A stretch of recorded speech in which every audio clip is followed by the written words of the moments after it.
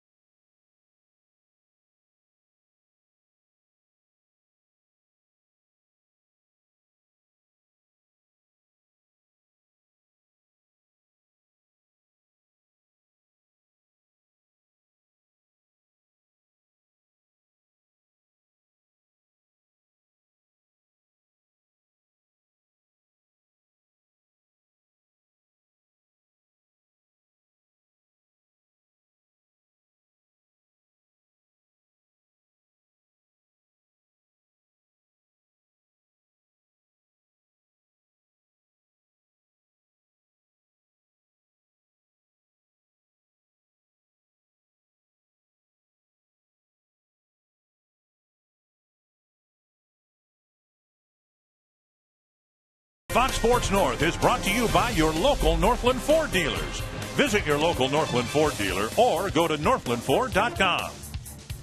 And by Menards. Save big money on all your home improvement needs at Menards.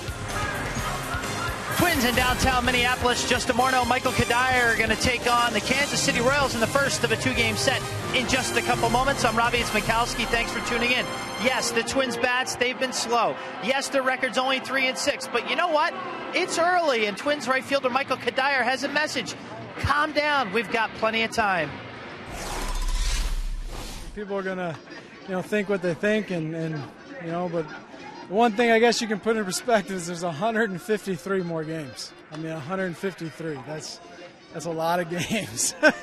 So that's all I can say is there's 153 more games. And Cuddy is right, 153 more games, and we've got the first of those 153 coming up next on Fox Sports North.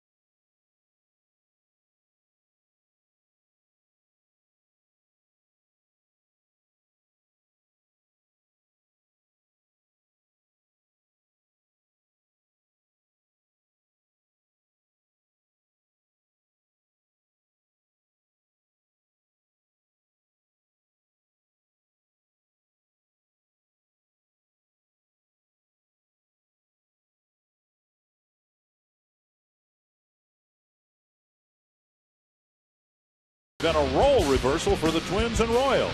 Kansas City's off to a fast start, and they've done it with some dramatic late-inning comebacks. Meanwhile, the Twins have started slowly and are still looking for a series win and for their bats to heat up.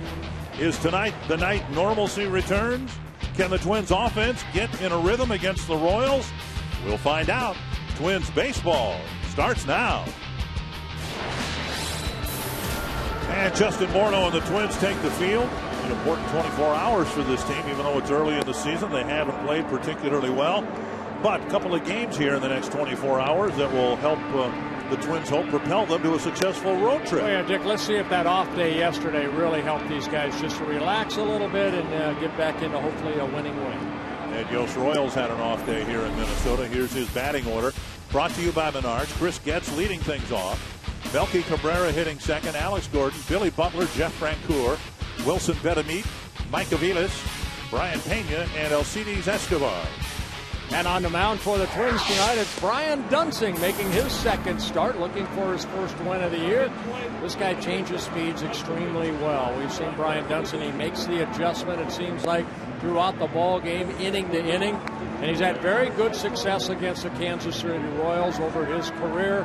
3 career starts, 10 appearances, 4-0 with a 3.33 ERA. And he won his first major league game against the Royals a couple years ago. Northland Ford defense for the Minnesota Twins. Delman Young in left and Art Span in center. Michael Kadire in right. Danny Valencia, Alexi Casilla, Luke Hughes getting the start at second base. Justin Morneau at first and Joe Mauer behind the plate. My goodness, what, 65 degrees? Absolutely beautiful. Gorgeous day here in the Twin Cities area. And the incredible weather luck, if there is such a thing, that the Twins have had in their new ballpark will continue at least for another day. Chris Getz leading things off. Corner infielders have to play up. Getz a threat to bunt. And he takes a strike. Getz in his second season with the Royals, came over from the Chicago White Sox organization. Had a frustrating year last year, but now the leadoff hitter for Ned Yost and the Royals. Off-speed pitch, hung up high and inside, 1-1. Dunsing, 4-pitch pitcher, a 2-seam and a 4-seam fastball, hard slider, slow curveball. That's the fastball right there, missing low, and a circle changeup. Dunsing so good for the Twins last year, had a very good spring training. He came out of spring training, and that's why they put these things in pencil, I think. Dunsing was the 3rd or 4th starter for the Twins. Fouled back. But then the rain came in New York, and the end result of it all was Dunsing got skipped in the rotation, and so he's the last Twin starter to make his 2nd start of the year. Had 9 days between his start in New York, and now it's been a week between starts for Brian Dunsing. 2-2 to Chris Getz. Up the middle. And Hughes is able to slow it down. That's it. So Getz is aboard with a roller right over the mound and a leadoff single.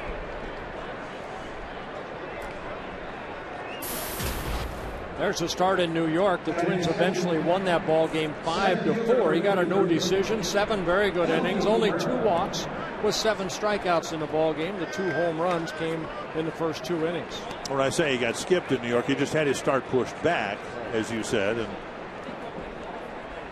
so he's the last of the 5 starters to make their 2nd start. And here's Melky Cabrera.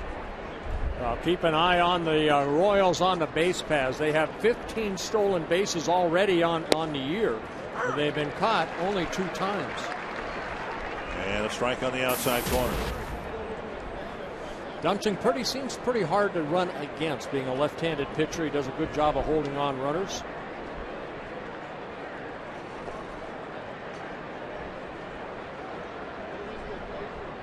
Long hold and a delivery to the plate outside, 1-1.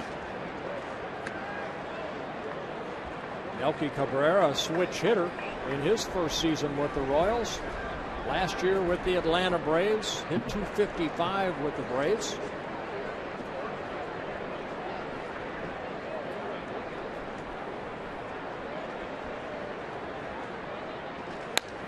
Foul back.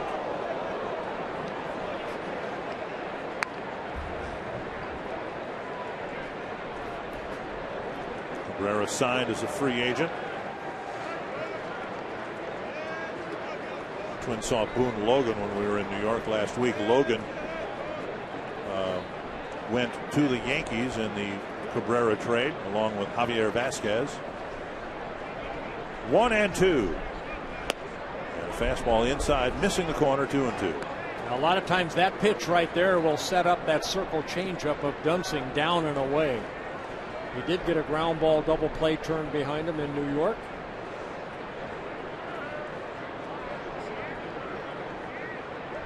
Getz with 2 stolen bases in 3 attempts. And poked foul into the 2nd level. And that's what exactly he tried to do right there. That ball just stayed up, allowing Cabrera to foul it off.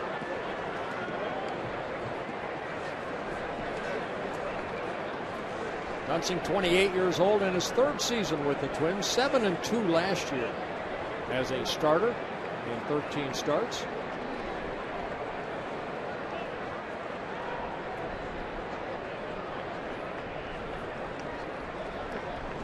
You can understand why Ned Yost, in his first full year with the Royals, wants to try to do some more running. It's a team that, even though they had a high team batting average, they don't have a lot of pop.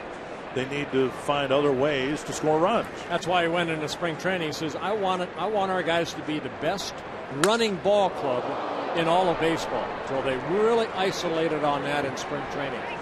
Now you got to have the people to do it. And obviously, Getz can run a little bit. So can Cabrera. Well, Dunsing going back inside to Cabrera. See, Cabrera's bat just shatter as the ball goes foul.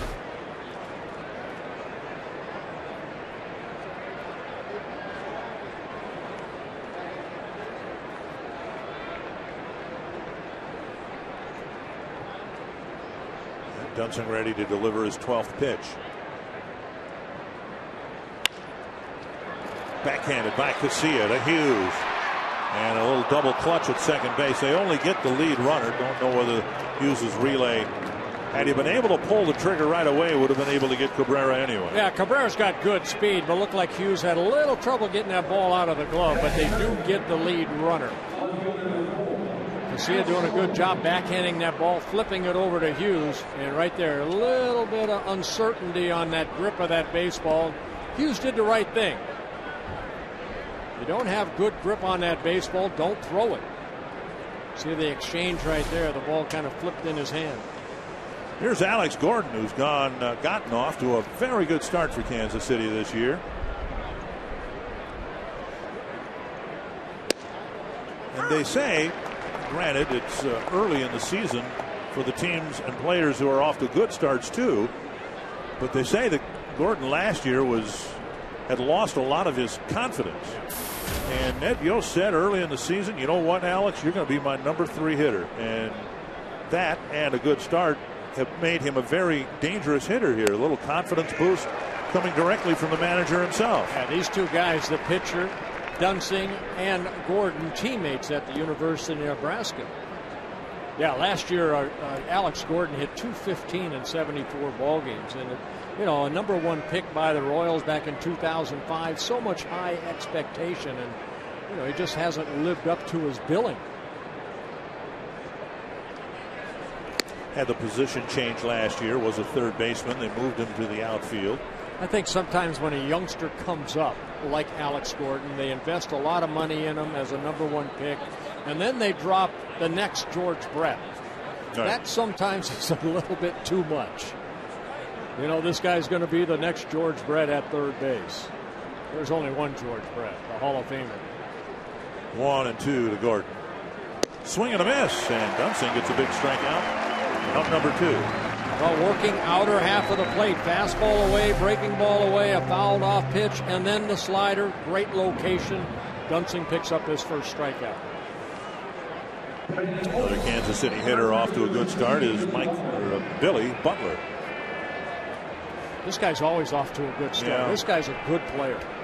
Someone that kind of goes under the radar because he plays his career in Kansas City in his 5th season. It's a career .299 hitter coming into this year. Last year hit .318, 6th best in the American League. Breaking ball off the plate, ball 1. What I like about Butler, he's not only a young, strong individual, but he drives the ball to all fields. A lot of his power to right center. Reminds me of a young Jeff Burles type when Jeff Burles came up with the Washington Senators, eventually the Texas Rangers.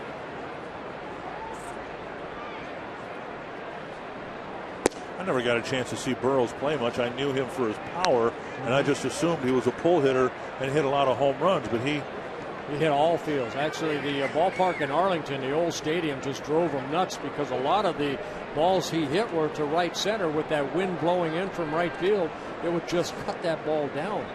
He won the MVP one year for the Texas Rangers. 2-0, and Butler grounds it foul wide of third. Twins baseball brought to you in Sony High Definition. So that channel that we talk about in the new ballpark was a channel at the old ballpark, but it blew in instead of out. Yeah, Jeff Burles would have loved the new ballpark in Arlington. 2-1 to Butler. Dunsing's had to throw a lot of pitches. This will be his 20th here in the first inning. Yeah, Butler 0 for 7 lifetime against Brian Dunsing. Not a lot of at-bats. Bounce toward KCA. They'll go the short way and end the inning. A leadoff single does no damage. 20 pitches in a scoreless first inning for Brian Dunsing.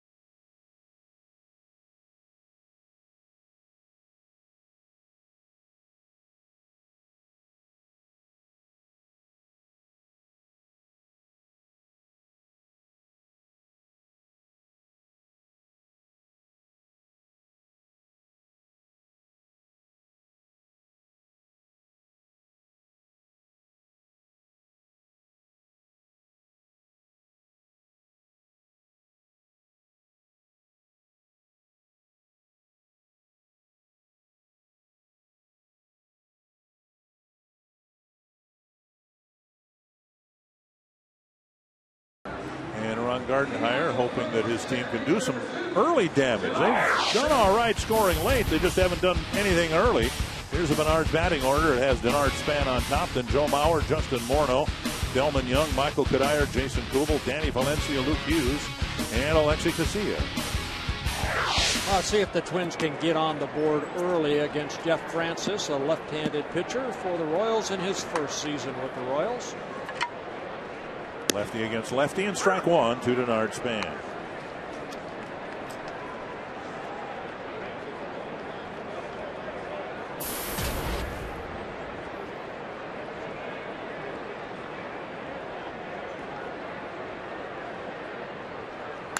Bounce to the right side. A 3-hopper.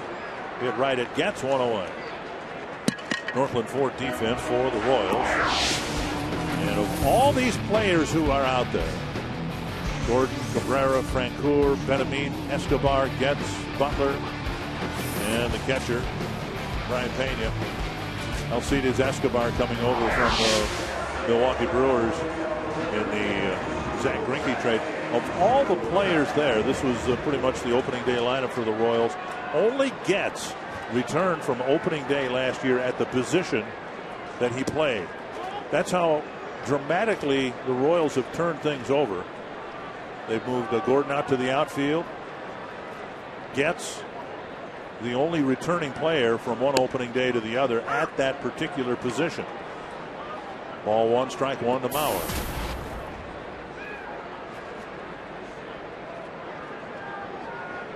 Francis, 30 years old, 6'5", about 220. Slow breaking ball and a miss, 2-1. A tall, lanky kid. He's had his first 2 starts. This is his 3rd start. First 2 starts, quality starts. One against the Angels, one against the White Sox. Still looking for his first decision.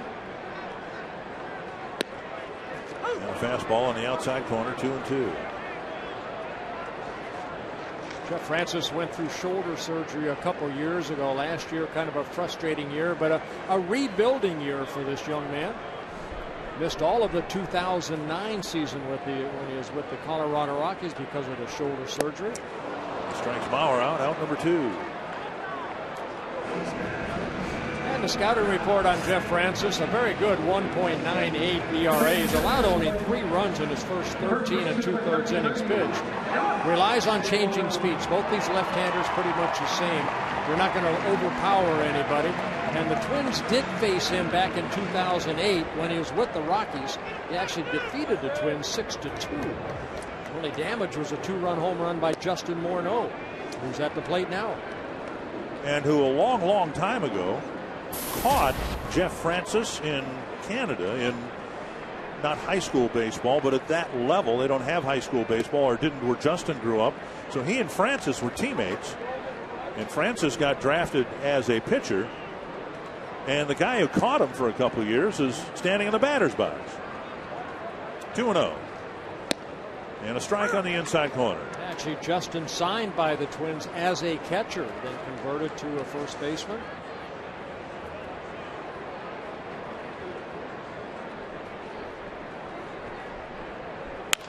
And a little ground ball hit into the shift. It's the shortstop Escobar who throws Morneau out. And Francis on just 11 pitches has a 1-2-3 first inning.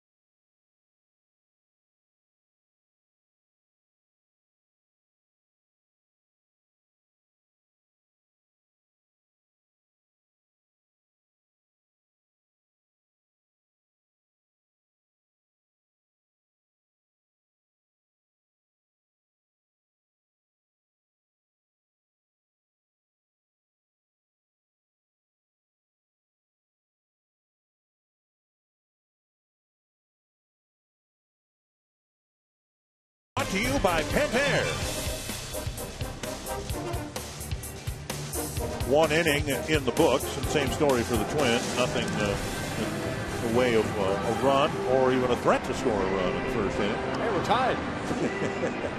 Jeff Vancour will lead off the second inning for the Kansas City Royals. Wilson Betemit and Mike Aviles to follow. Yeah, Vancour in his first season with the Kansas City Royals, coming over from the Rangers where he played last year. Started the season with the Mets, then finished it with the Rangers. Saying Kansas City's been a nice addition to this ball club. A lot of enthusiasm, a lot of professionalism. A couple of good opening pitches for Dunsing on the same outside corner. Pitch taken for a strike, then a swinging strike.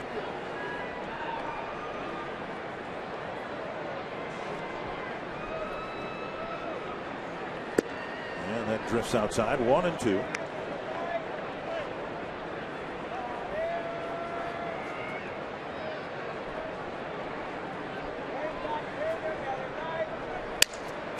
Soft liner to KCA, who's been kept busy here so far. One down. Boy, Smalley, your field level, your impressions of Brian Dunsing so far. Well, guys, as we've talked about before, this young man has 4 really good pitches that he can throw for strikes at any time. So far, you know what I've liked? They've hit the ball hard against him, but they've hit it on the ground. And I do like that an awful lot. That means he's got just a little bit of late movement on that fastball. And as long as the ball's going on the ground, things are in good shape. Hey, Roy, it seems to me that Dunsing does a good job at changing speeds. That breaking ball right there for strike 1. I'm sorry, Bert, I'm having a little bit of technical difficulty here. I'm talking about Brian Dunsing. It looks like he works in that fastball, but he also does a good job of changing speeds. He really does change speeds really, really well. I like the slider and the changeup off the fastball. Both of those a little bit different look, and then he can go a lot slower with the curve and still have some break to it. So what I really like about him is he's not afraid to throw any of them at any time, and that really messes with the hitter's mind. Yeah, a hot hitter for the Royals is Wilson Betemit. He had 4 hits the other day for the Royals, and he leads this ball game off with a base hit on a fastball down in the strike zone. And one of the coldest hitters for the Royals will follow, Mike Aviles. Fouled back to the screen. Aviles 26 at bats, just 3 hits, both a couple of extra base hits. All 3 of his hits for extra bases, a double, a triple, a home run. Yeah, Aviles normally a second baseman. Now with Getz at second, they've been starting Aviles at third, so he's changing positions. And they feel maybe that has something to do with it. But this guy's a good hitter. I mean, last year for the Royals, he hit .304 in 110 ball games. He's just off to a slow start. Good fastball right there. Inner half of the plate for strike 2. A couple of years ago, played some at short, had some shoulder issues. They moved him from second. Now back over to third on the other side of the diamond. Check swing, and it nearly hit the corner. It's a ball, 1-2. Yeah, that's that hard slider. Aviles looks like he's right on top of the plate. And he backed away from it, but it doesn't miss by much. You see where Aviles stands in the batter's box, and it's maybe 6 inches inside.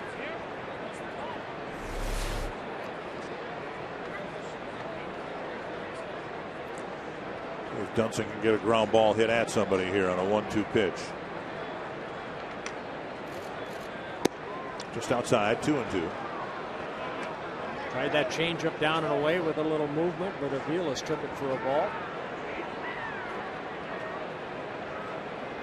That's what I like about Dunsing. He works both sides of the plate. He can hit the corners on both sides of the plate, change his speeds well. Pulled foul. Hit hard, but very foul.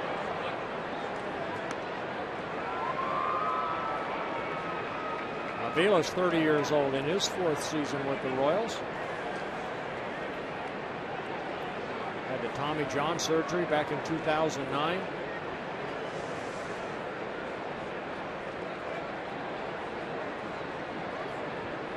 Two and two. And a foul back.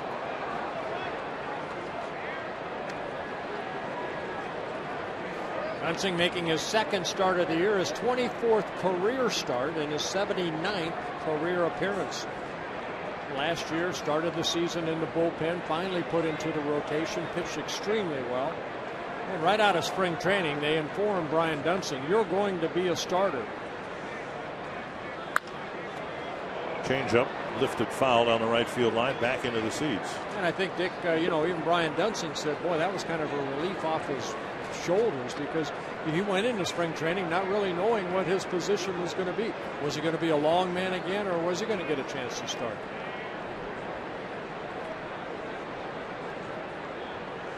Rick Anderson, a pitching coach.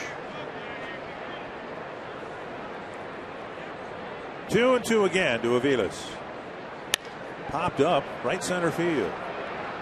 Cuddyer, Span, and it's Span calling for it. Out number 2. And before Brian Pena comes to the plate, Fox Sports North is proud to be your exclusive home for Twins baseball, bringing you 150 games this season.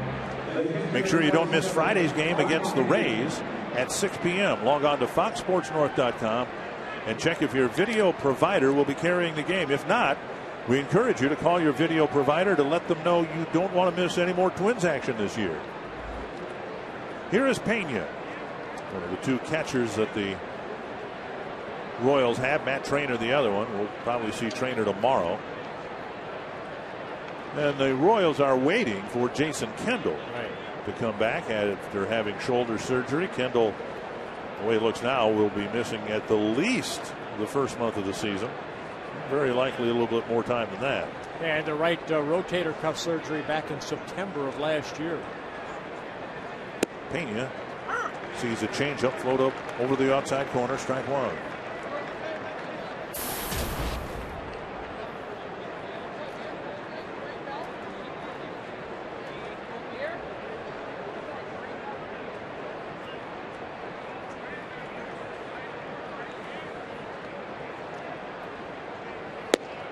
And again on the outside corner, this time with a fastball. Pena doesn't agree, but again, Joe Mauer sitting away. You see where that glove is? And a good pitch. Pena, 29 years old, from Havana, Cuba, defected to the United States back in 1999.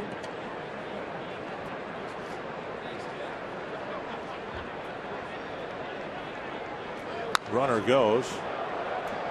And Benamed looked like he stumbled a little bit as he left first base. Dunston backing up kind of a laborious first inning with a lot of pitches again here in the second. He hasn't really run into a deep jam or anything like that. He's just having some protracted at bats with these Royals hitters. Yeah, Royals are fouling off some pitches, making them throw more. This will be number 38 for Dunston.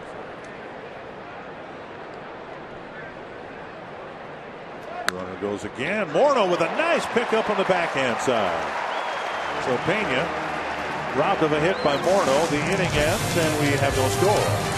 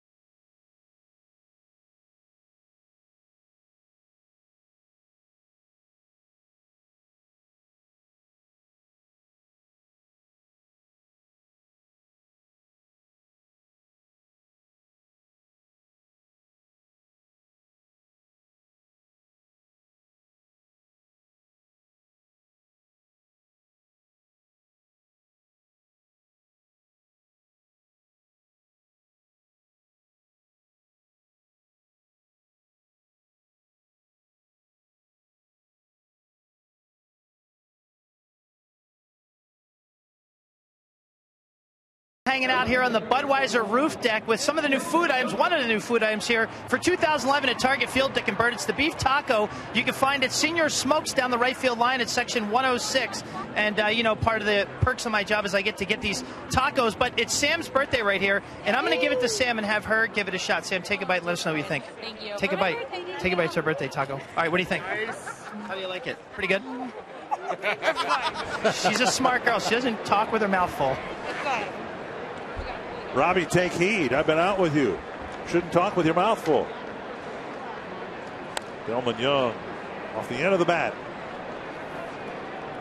You know, before the gates opened here today, I walked around the ballpark, and I wanted to go out to center field to see where Jim Thome's home run landed.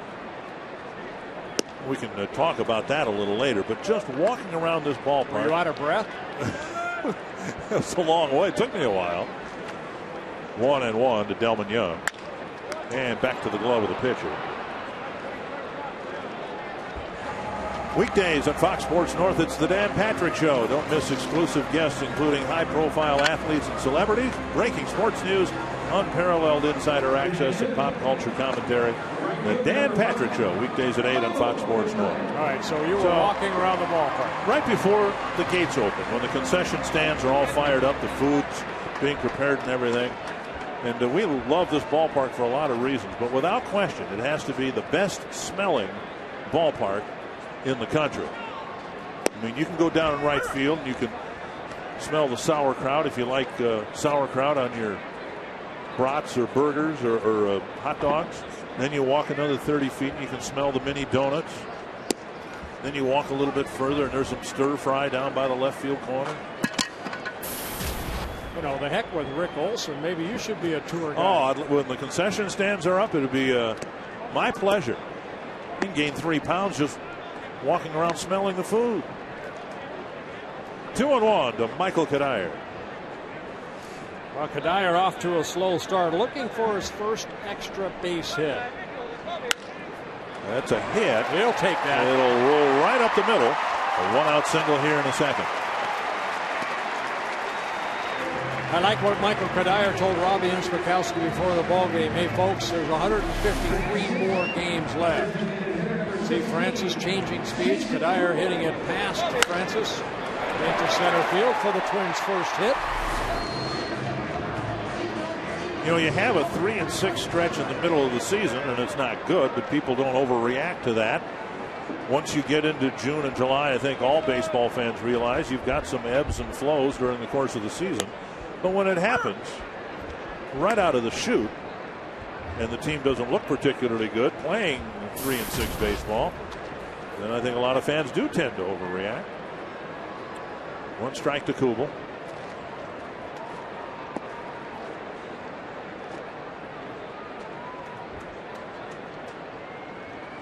Breaking ball.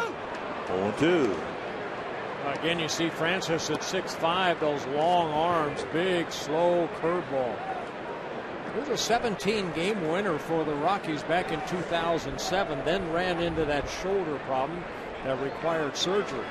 Good pickup by the Royals if he could stay healthy.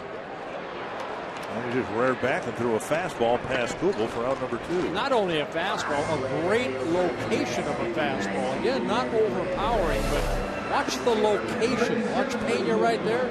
Good fastball at 87 miles an hour. But in a perfect spot after 2 slow breaking balls. So Francis picks up his second strikeout. Now Danny Valencia.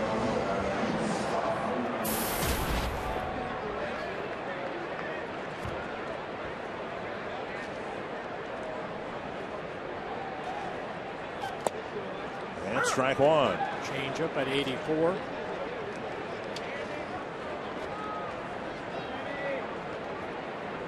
And Francis's first 2 starts against the Angels and the White Sox, 13 2/3 innings. He walked only 2 with 8 strikeouts.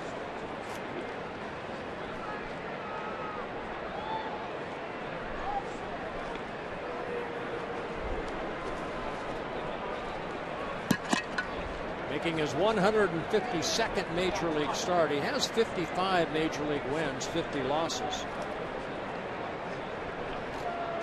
All of of those coming with the Rockies. Except for the 2 starts. You mentioned the Royals have stolen 15 bases. The Twins have just 2 stolen bases. One by Nishioka and one by KCA. When you've been behind, as the Twins have been early in a lot of the games, it's a little more difficult to try to steal a base. Saka Dyer looking in at home plate. And a lot of times, I've mentioned before, runners will take their lead and then look for the sign. If the catcher only gives one sign and say it's a wiggle or a 2, that's the time that you might try to steal a base. Because you know it's an off-speed pitch. Right. Saka Dyer peeking in.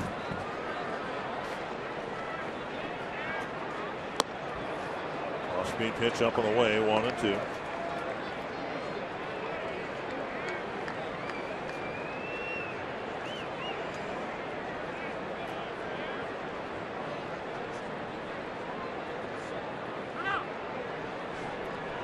Valencia had something on the barrel of his bat that he wanted removed.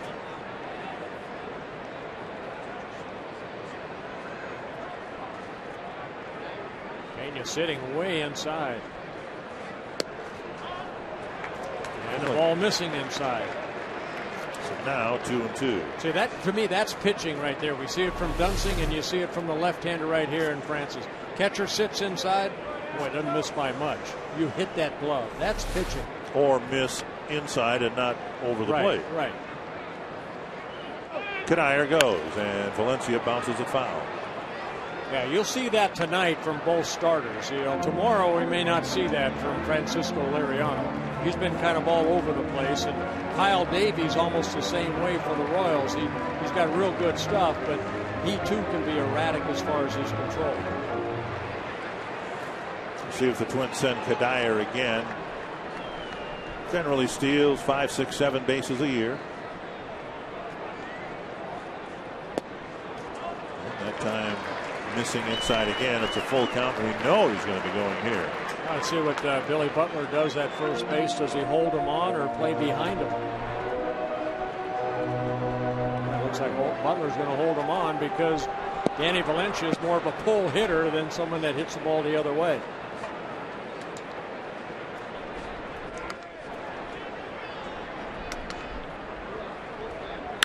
Up the middle. Oh, nice stab by Francis. Valencia hit a hard one hopper. Looked like it was going up the middle, but Francis stuck the glove out, and the ball found his glove.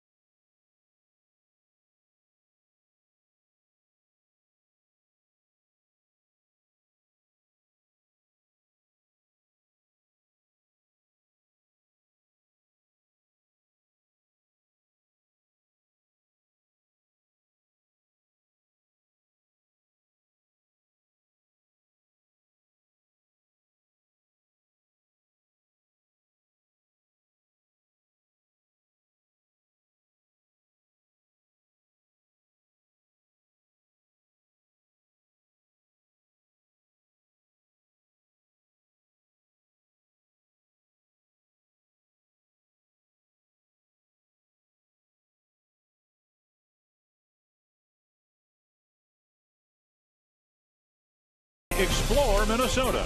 Visit exploreminnesota.com to plan your next Minnesota vacation today. And that's the Root River Trail near Lanesboro in the historic Bluff Country of southeast Minnesota. 60-mile paved Root River Trail winds 60 miles through bluff country. Great chance to do some biking, hiking, or in the wintertime, cross-country skiing. Have you ever gone cross-country skiing? No. I've only been skiing a couple times. Skiing, regular skiing. Downhill, where gravity does all the work. Yeah. And that's why I've only been a couple times. Gravity took me down big time. 1-1 to Alcides Escobar. Foul back, 1-2. Escobar, just 24 years old, coming over from the Milwaukee Brewers in the Zach Greinke trade that you mentioned earlier, Dick. Last year with the Brewers, hit .235 in 145 ball games. Not much pop in his bat. And Dunsing puts him away on 4 pitches. And Dunsing picking up his second strikeout. Here's your chance to get into the telecast and ask us a question on Fox Sports North. Submit your question online at carsoup.com/baseball. Steve Schmeling of Albany, Minnesota, wondering whether the Twins will adjust their starting rotation so Brian Dunsing won't be followed by Francisco Liriano as he is tomorrow. I'm sure they will down the line, but right now that's kind of way it's set up. You know, it was the Dunsing and then Pavano, but because of that rain out, you know, Liriano pitched that last game in New York, and it ended up being Carl Pavano that skipped a couple days to start opening day here against the Oakland A's. Twins now, starting tonight, have 13 games in 13 days, and barring a rain out, there won't be an opportunity to do much juggling. So teams typically would use an off day to skip somebody, move them, and juggle them around a little bit, but the Twins really don't have that luxury now with the 13 games in 13 days. 3-0 to Chris Gatz, who singled to start the ball game. There's a strike.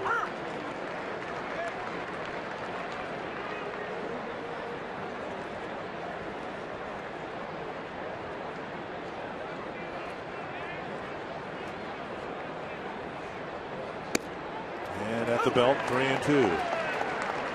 Well, sometimes as a pitcher, when you are a little bit wild like Dunsing was, you go 3-0. Boy, it's really rewarding to yourself if you can come back and make Getz swing the bat. No free passes. To left field, playable for Young. And out number 2. Good job right there by Dunsing coming back. Fans, go to foxsportsnorth.com and click on the Circle Roberta to submit an email on why your sign should be circled on an upcoming home game and have a chance to visit us up here in the booth. You are hereby circled. We'll reveal 2 of the sections the morning before each game. One being listed on foxsportsnorth.com and the other one on KFAN, KFAN.com. And strike 1 to Melky Cabrera.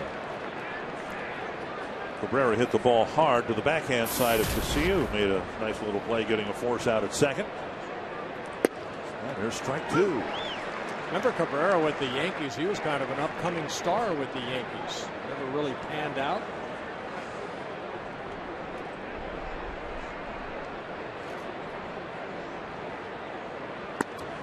He was always a pretty good hitter late in games. He got a lot of walk-off hits for the Yankees, including one a couple years ago against Joe Nathan. And then earlier this year, the Royals had 4 wins in a row, 4 games in a row, where they won the game in their last at bat with 3 walk-off hits, and Cabrera got one of those. 2-2.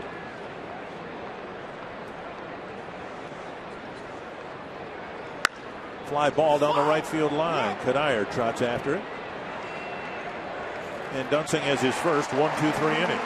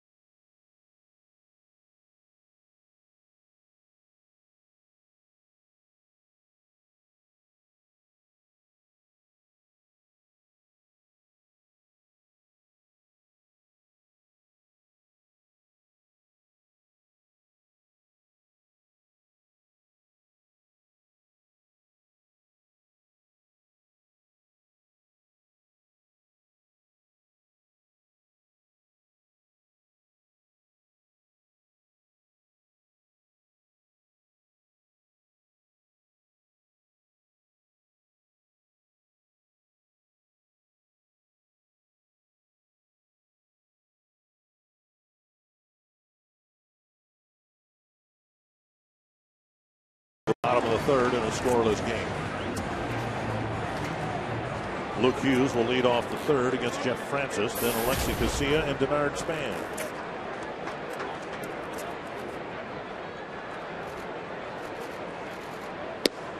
The Twins face the back-to-back lefties, Brett Anderson and Gio Gonzalez, against Oakland.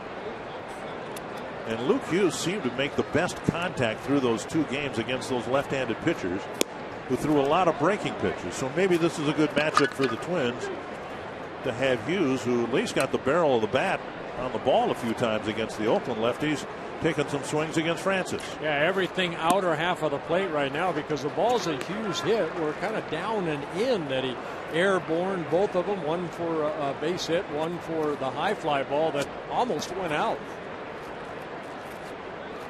Swing and a miss, 2-2. Well, you can see by Francis's pitches that, you know, he does a good job of changing speeds. That last pitch at 77.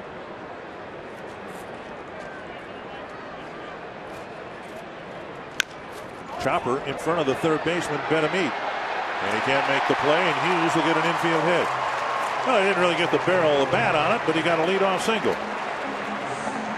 Kind of a swinging butt right there. Benameet playing behind the bag, so of course this ball has to come in, and he has to almost do what he tried to do, and that's to barehand it, throw in all one motion.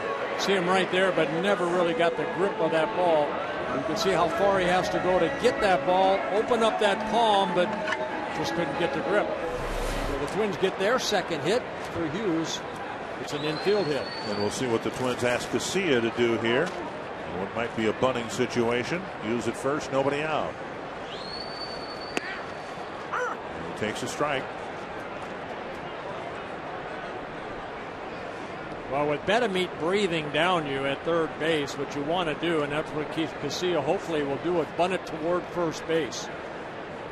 Butler being a right-handed thrower, going to be a little harder for him to field the ball and maybe try to get Hughes at second. And as a left-handed pitcher, that leaves out a little bit of an open right there. A little hit and run put on. A hit. Casilla reaches on a fielder's choice. And Denard Span coming up.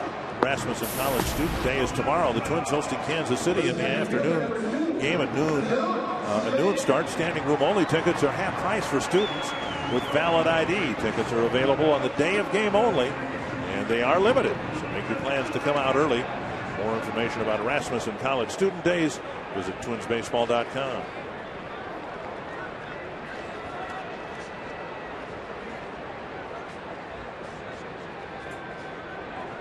And Casilla, who, as Bert mentioned, has one of the two Twin stolen bases, now at first with one out. Span at the plate. Hit a two-hopper to Getz his first time up.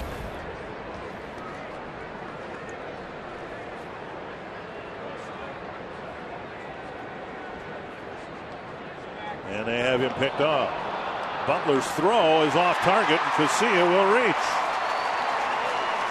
So Butler threw wildly almost into left field, and Casilla will probably get credit for a stolen base. Yeah, he does get credited for a stolen base.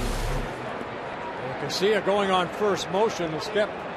You see the throw on the outfield side. Boy, Smalley, you're right there. What happened? I'm looking right down the base path that Alexi Casilla ran. He did a great job. As soon as he knew he got picked off, he ran inside as far as he could. He was in direct line with Billy Butler and second base, and Billy Butler kind of freaked out, frankly. Tried to throw the ball around Alexi and threw it wild. It was Lexi's only chance, really. Did it perfectly. He cut inside about 3 feet, right in line with Billy Butler, and Billy didn't know what to do. At that point in time, the shortstop really has to come inside and give your first baseman a target. You know, Roy, while you're talking on that subject right there, as a base runner, I mean, you don't have eyes in the back of your head. Do you look at where the shortstop is?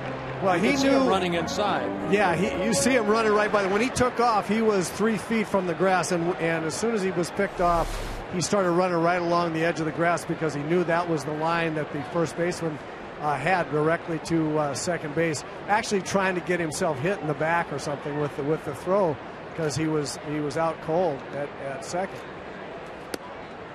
But yeah, you would look at where the shortstop is. The shortstop went right to the bag, and he knew that Billy Butler had come inside, because that's what you do as a first baseman when you got a guy picked off.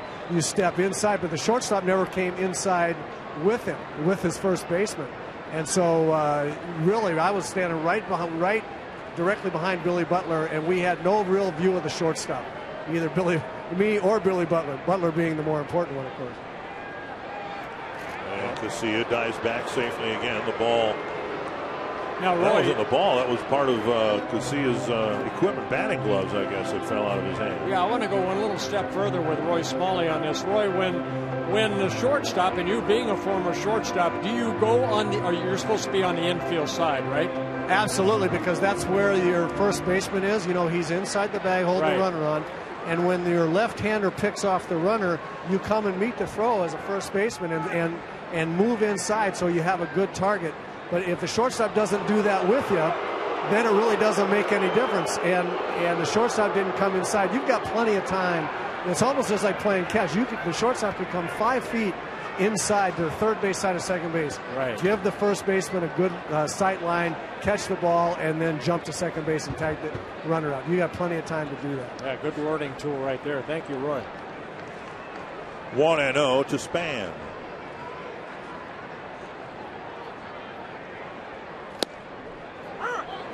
.77 miles per hour, and it clipped the corner. 1-1.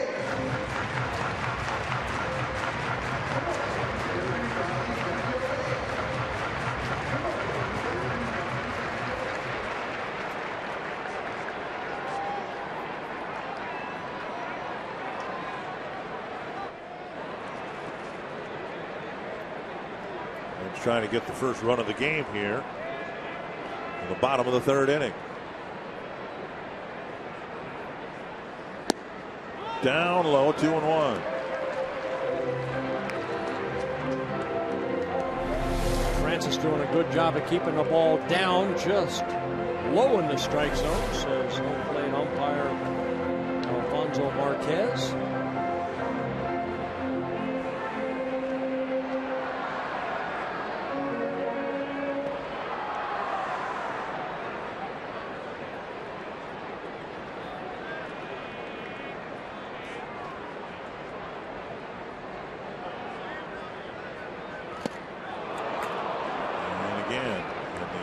Mid to upper 70s, a swinging strike, and it's 2-2.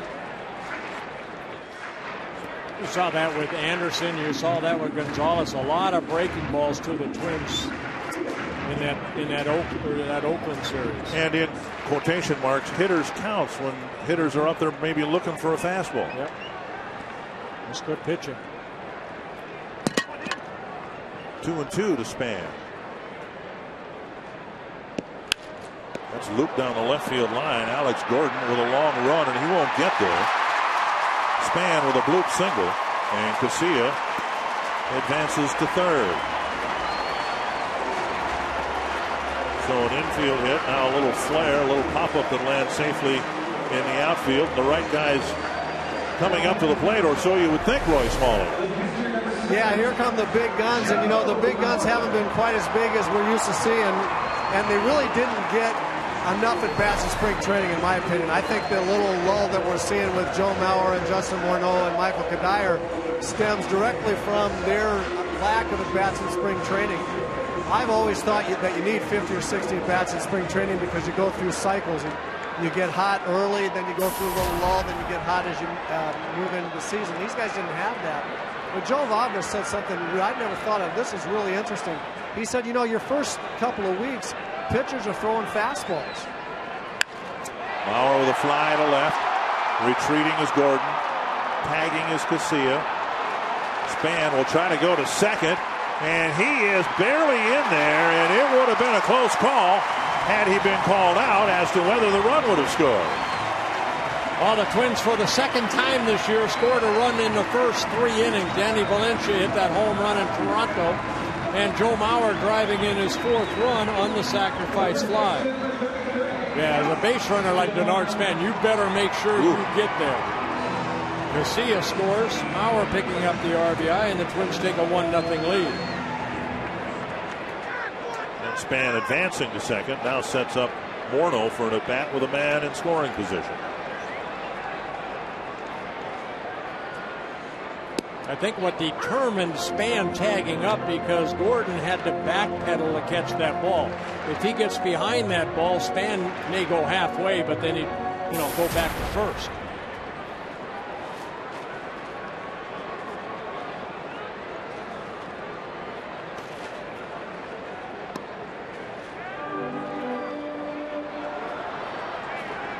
One strike to Morneau.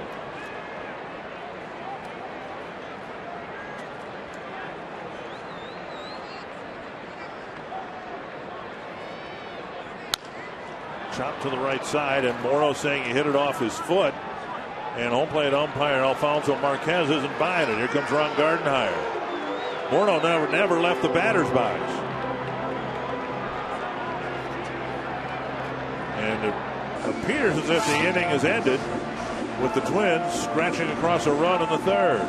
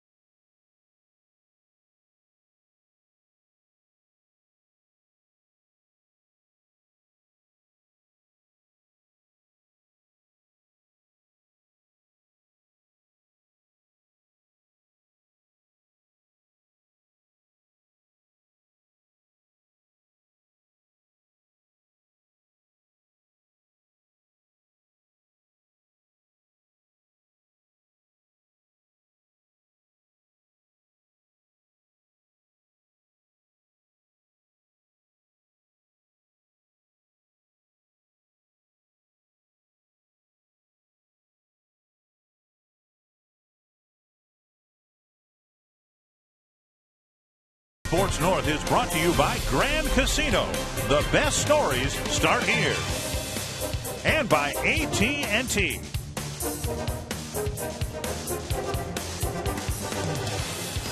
1-0, the Twins with the lead over Kansas City. Brian Dunsing has pitched well. He has thrown quite a few pitches for 3 scoreless innings, 53 pitches.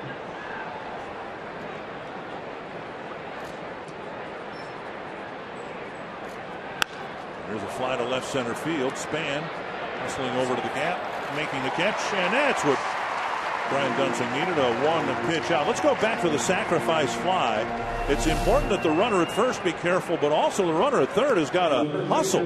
Well, you see Gordon going back to the track. Now he gets behind the ball, and as Denard Span, you have to make sure that you get there. You see KCA hustling, and Span's called out right there. KCA does not score.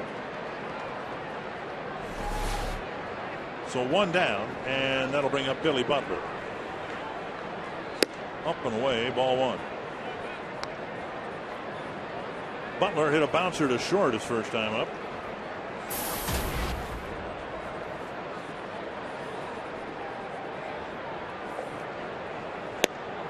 And Anthony's a strike, 1-1. Dunsing threw, 20 pitches the first inning, 19 pitches in the second.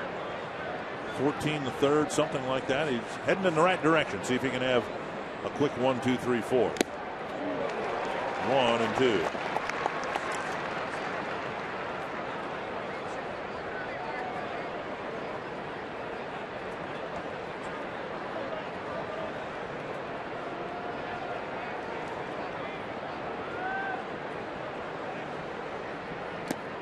And a breaking ball in the dirt to even the count.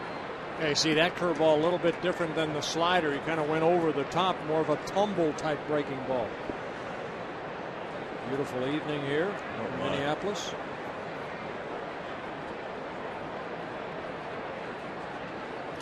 And now a full count with Francoeur on deck. Dunsing, Omaha native, too far from Kansas City.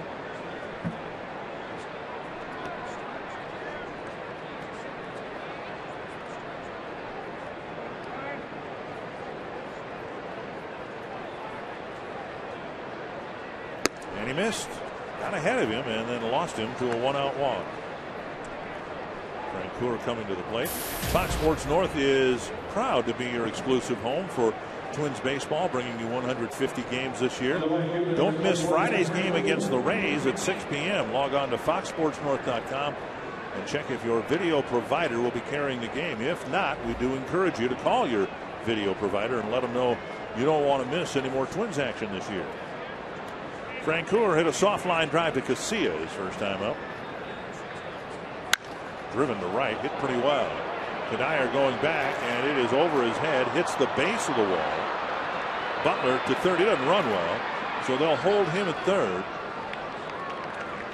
And Francoeur goes to second with a 1-out double. Yeah, ball hit sharply. Francoeur were jumping on that first pitch and hitting it over the head of Kadire. Watch it hit the base of that wall and then deflect back toward the infield.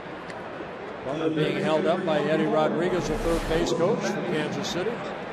Well, last year Butler hit a hard line drive off the limestone facing in the upper deck in right field.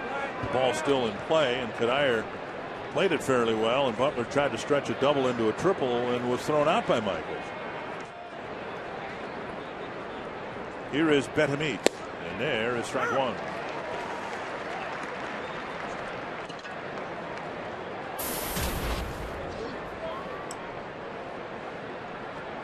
Betamit has really bounced around, and he and the Royals hope that he can be a productive hitter for them for the next couple of years. This ball inside. He did some DHing last year, played some infield, 84 ball games for the Royals last year, hit .297, hit 13 home runs in the 84 ball games. Switch hitter.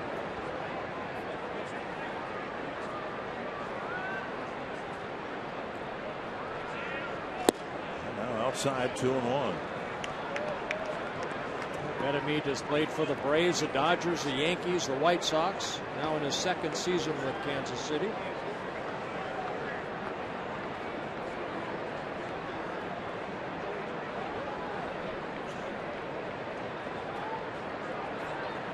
Royals threatening here with the Twins in front, 1-0. Swing and a miss. As Betamit swings for the fences. Yeah, that's a home run swing right now. Now he's got to cut that swing down a little bit to try to make contact. You see the infield, they will concede a run. The ball is hit past the pitcher on the ground. Dunsing would like a strikeout. See if they go in. Drilled foul. And the count remains 2-2. Dunsing got his out this inning on the very first pitch he threw, but he's now thrown 13 pitches this inning. Okay, he went fastball in right there, and Betamit opened up quickly. Now see if he goes to that slider down and in. This is where, as a pitcher, you want to try to pick up a strikeout if you can. Dunsing had 7 strikeouts in his first start against the Yankees in 7 innings. He's got 2 so far here this evening. Foul beyond the Royal dugout. That's the slider right there, but it just kept, working about belt high. You'd like that slider almost like, if you can, the slider that goes down and in. Well, he's thrown 2 in there, and Betamit's been waiting for both of them. One was a fastball. That one right there just stayed up. If you want the strikeout, you have to stay in. Anything away, like an off-speed pitch, Betamit will just hit that ball on the ground somewhere. There's a nubber, and that's going to be a tough play. Valencia fires, safe at first. Royals tie the game with Butler scampering home and Betamit beating out an infield hit. Another hit for Betamit. Picks up an RBI, his 5th of the year, as Butler makes it a 1-1 ball game. A good play by Danny Valencia. He's got to come in. He's got to do what Betamit tried earlier. He had a good strong throw, but Betamit beats it out. So now 1st and 3rd in a tie game. Still only 1 out. Aviles will hit. Aviles with a fly ball to center his first time up.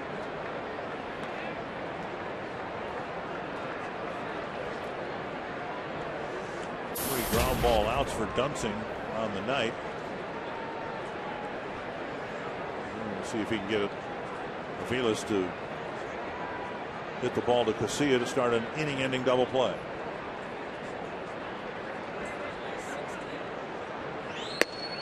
Away, ball 1. Boy, the inning sure changed.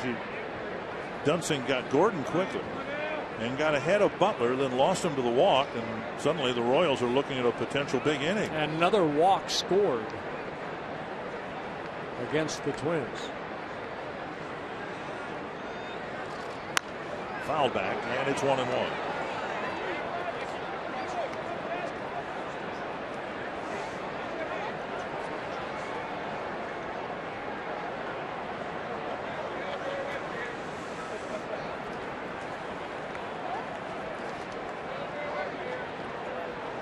Anderson hoping that Dunsing can pitch his way out of this 4th inning jam.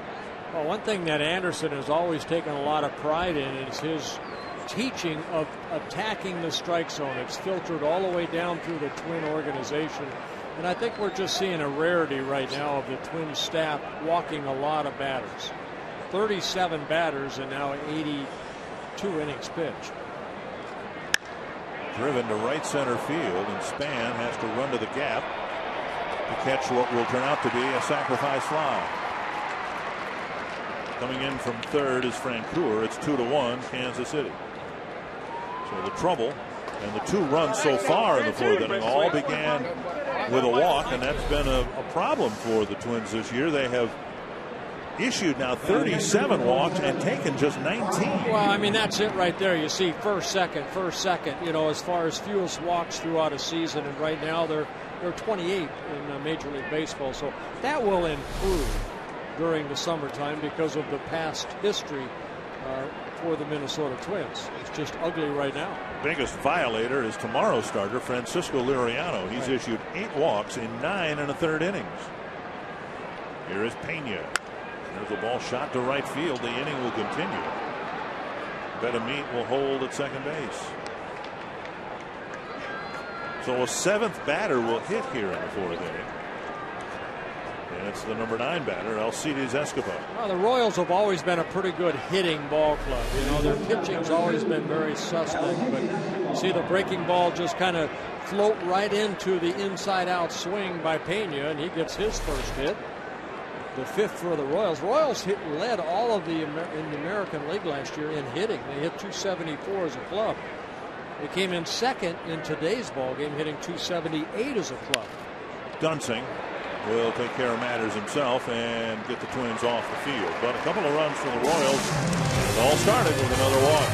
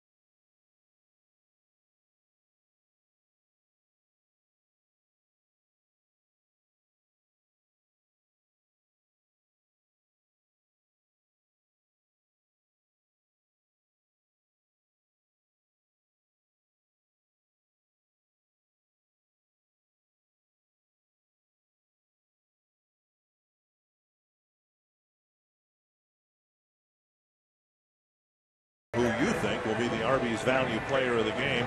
Text the word value followed by a space and the player's name to short code 234-234. See if Delman Young can pick up some votes here as he leads off the 4th inning. And Francis tickles the outside corner with a strike. You'd think, wouldn't you, with the 4, 5, and 6 batters due up, this would be a window of opportunity. Yeah, let's go offense. 2 strikes. A lot of home runs between these 3 guys that are coming up. 35 career home runs against the Royals.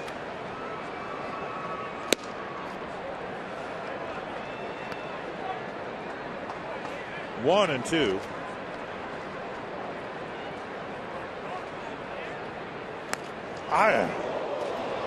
Fouled right over the Twins dugout and right over Michael Kadyr's helmet. Well, you see all the slow stuff, outer half of the plate. Then Francis tries to come in, and watch Delman Young, just a defensive type swing, and watch out Michael Kadyr. Wow, he did not even see that ball. Neither did the guy behind the dugout. Young strikes out for the first out of the 4th inning. Strikeout number 3 in the ball game for Jeff Francis.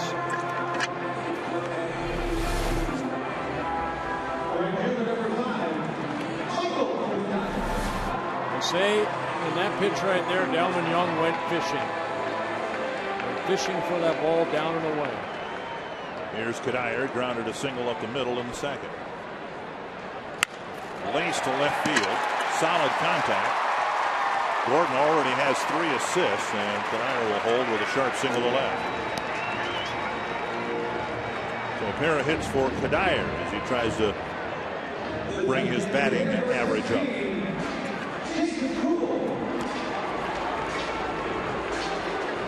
AT&T trivia question: who was the Royals manager the last time they finished above 500? We just saw him last week, I think. Here's Jason Kubel.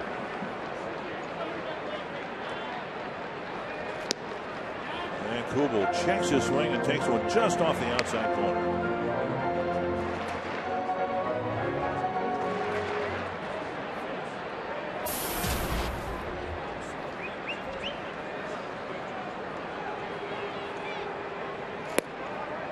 Two and 0.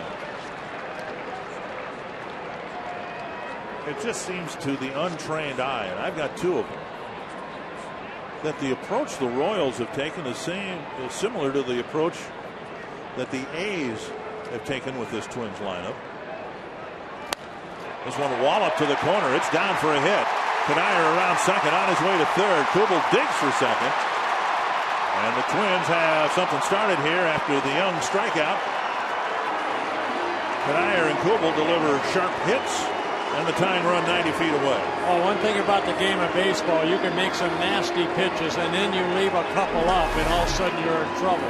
The breaking ball left up right there to Kubel after he left the pitch up to Kadyr, puts runners at second and third, just like that. You know, and I mean, Francis was just under control the first 3 innings. Now he left a couple pitches up, and the Twins took advantage of it. One thing we did not see in that Oakland series with Anderson and Gonzalez, they just kept making some good pitches. Anderson did make a mistake in the 8th inning when Mauer got the base hit. And here's Danny Valencia, infield playing back. The Royals are conceding the tying run here. And the pitch is outside. But it just seems like the approach is throw fastballs off the plate and a lot of breaking stuff in and around the plate. You can hang a breaking ball and you can hang a fastball, but the Twins aren't getting many fastballs in the strike zone to hit. At least it doesn't seem that way. Outside again, 2-0. Well, being a former pitcher, that's something you really don't want to do, is give a cookie a fastball in the middle of the plate. Not the middle of the plate, but even in the strike zone. Well, I mean, not too many times we saw in that Oakland series where the count was 2-0 in the hitter's Twins' favor. It always seemed like, you know, in this count, they throw the breaking ball. They throw something off speed. We called it pitching backwards. Right. Like that. A little change up, flipping the corner at 77. But when you're not overpowering like a Nolan Ryan, you have to pitch. And that's a pitcher's pitch. Even though It looks a little outside. Fox Tracks had that about a foot outside. 2-1 to Valencia.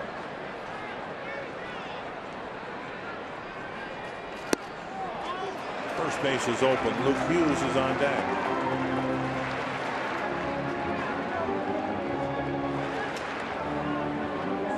Now I would think of Roy Smalley down there, and I don't know if we can get him on real quick. You got to look for a pitch, one pitch, whether it be a fastball in or away. You have to look that one pitch. If it's not there, take it. Absolutely right, Bert. You're looking at one thing on your mind. It's in this case, what's going to be confusing to the hitter is he throws so many changeups and breaking balls and fastball counts. But do you take the changeup away right now, Roy? If he throws a changeup, okay, it's 3-2. Absolutely. You just take it. You just take it. You look for a ball you can drive and then spit on the changeup if he throws you something else. Ball 4 to fill the bases. So we'll see if the Twins could do anything with the one-out walk here in the fourth that fills the bases for Luke Hughes. Yeah, Ned Yost right there watching on the manager who took over for Trey Hillman back in May of last year. We've talked about this, Bert, over the years, how unstable the Royals have been in their field staff, a lot of pitching coaches. Ned Yost is their 13th manager since they won the World Series in 1985. 13 different managers since the Royals were last in the playoffs. Twins could need a big hit right here from the bat of Luke Hughes. Bases full, 1 out. Twins down a run. Change up and a swinging strike.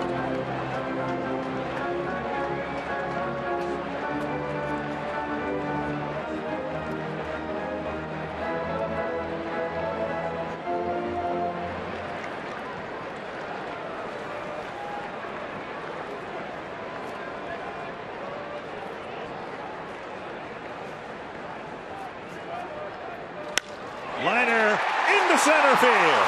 Kadair scores. Kubel being waved around, and Luke Hughes has put the Twins in front.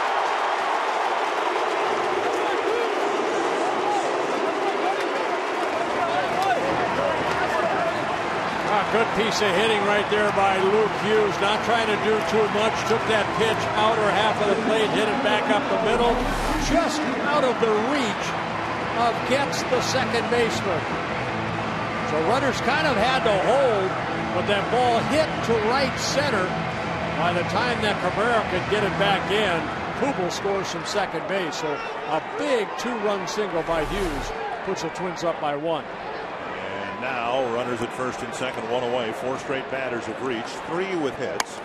And KCA comes to the plate.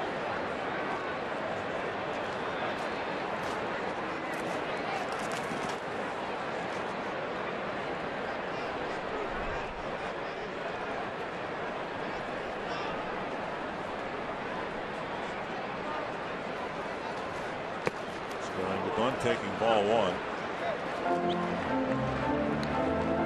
And the on-deck circle here is very close to home plate. We saw Michael Kadair had a foul ball whistled right past his chin before he realized it was by him.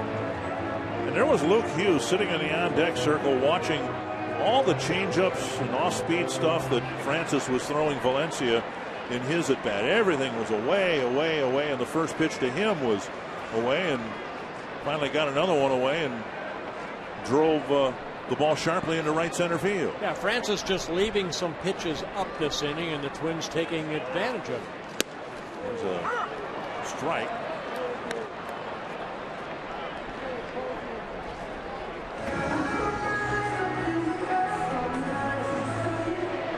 One and 1 to KCA.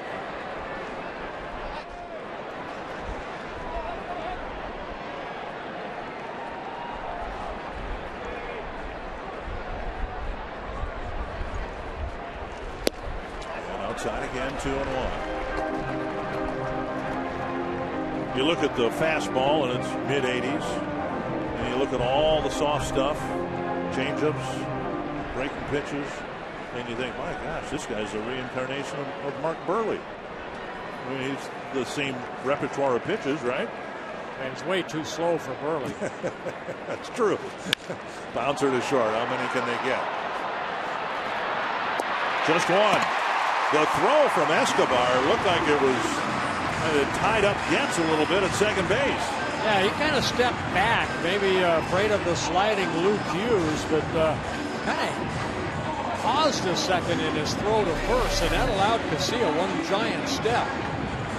See the ball right there, Escobar, and the throw on the outfield side, and I think Getz was a little surprised that it was out there. He had to reach for it, and that little hesitation allows KCA to be safe at first. And bring Span to the plate with 2 men aboard. Yeah, that's a ball that needs to be turned into a double play, but was not. Span, 1 for 2.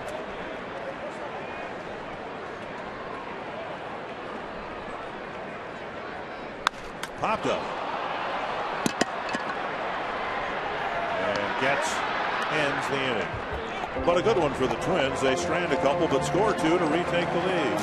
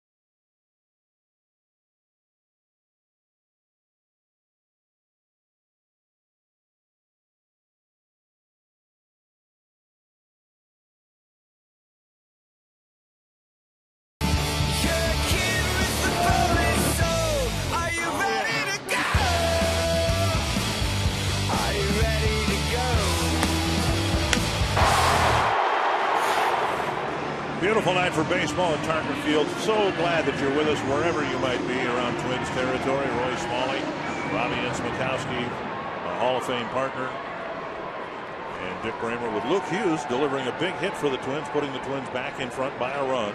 And now on to the fifth, Chris Getz. Too many pitches for Dunsing so far. This will be number 75 in the ball game. A strike. Dunsing went 7 innings in his first start against the Yankees, mainly because he's kept his pitch count down very nicely. 103 pitches in 7 innings. Big swing and a miss.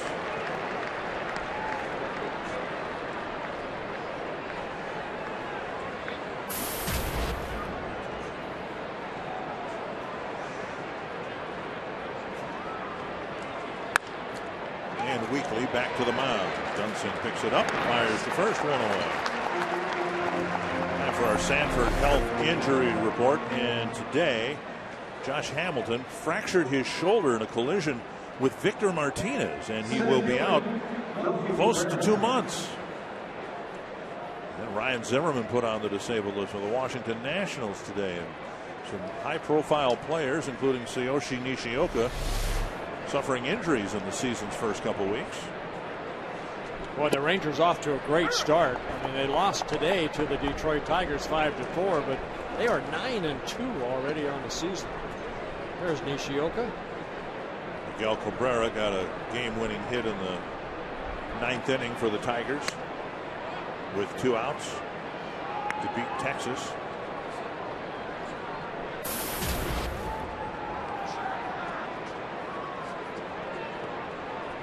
1-1 to Cabrera. And a bouncer to Valencia on the run. That's a good play. Yes, it is. And out number 2. Today, Tsuyoshi Nishioka came onto the field and just walked around. You say, well, now how can he do that with a broken leg? It was just last week. The bone that was broken is a non-weight-bearing bone, so he can at least get out on the field and exercise his legs a little bit. No running, no jumping, but just keeping his legs moving. Yeah, good to see him walk around. And Perry Castellano, the physical fitness trainer, will get him on that bike and let him pedal a little bit, get that heart rate up, keep him in shape. Nishioka obviously will not be going with the team on the road trip. For that matter, neither will Kevin Slowey. They'll stay back here. And then Ron Gardenhire mentioned again today that one of the things that will help Nishioka is the exercise pool that they have here at Target Field. He'll be able to stay here, and as his leg gets stronger and more can be demanded of his leg as it heals, he'll be able to, run in place in the pool, and hydrotherapy, I guess they call it. And sharply into right field with 2 outs. And Billy Butler will have a chance with a runner on and 2 out. Hey, Roy, you're down on field level. Brian Dunsing, a lot of pitches today, not as sharp with the breaking ball. Yeah, that's exactly what I wanted to talk with you about, Bird. My impression of Brian today is that he really is struggling to have command of both the curveball and the slider. He's thrown a couple of good sliders to left-handers, but a lot of breaking balls up. That ball to Gordon was a hanging breaking ball, but a lot of balls at high pitches with that curveball. He just doesn't seem to have great command of it. Well, it's still early in the season. Again, before end of spring training for his first start, 9 days between starts. Here he's got a week because of that rain out and the off day. So he's not in a routine yet. And sometimes that's difficult when you go out there once a week or every 9 days and expect to have your good stuff. What I like about Dunsing is he will adjust. Fly ball to center, playable for Span. And came back to get the dangerous Butler after the 2-out single. Comes off the mound with a 1-run lead.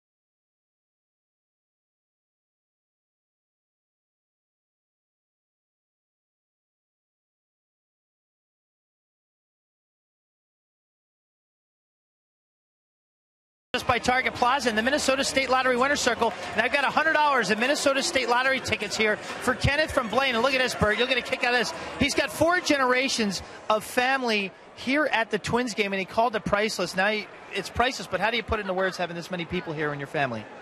My brother, his son from Israel is here. He's a member of the service. I got nephews here. I got a sister here. It is priceless.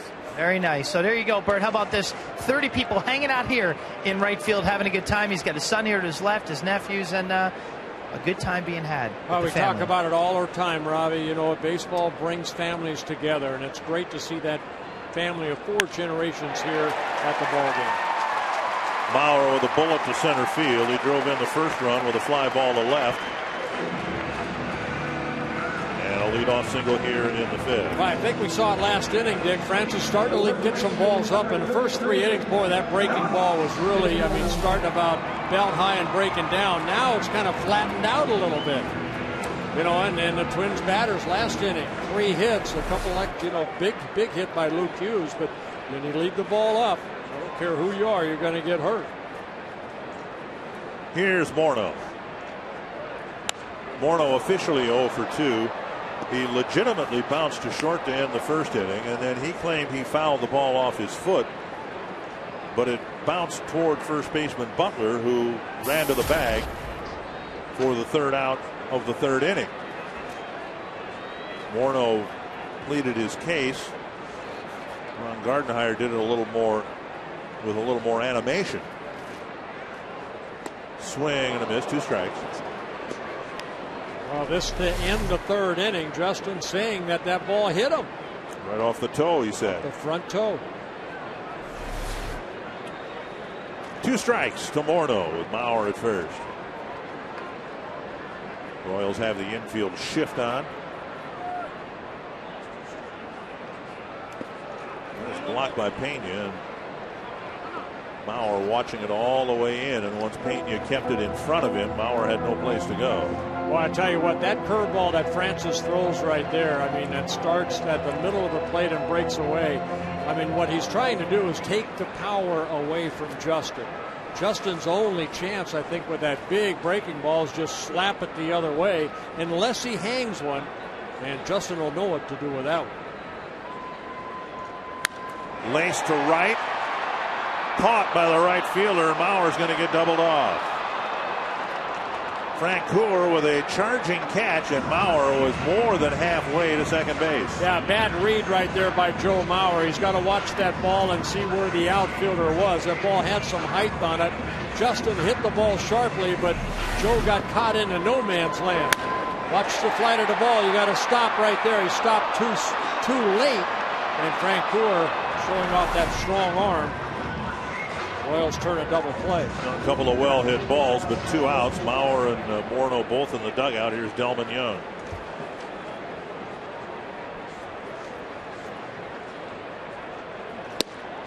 Swing and a miss.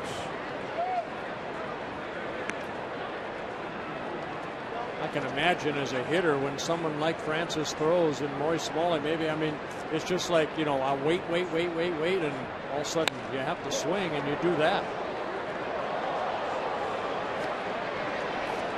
2 strikes to Young.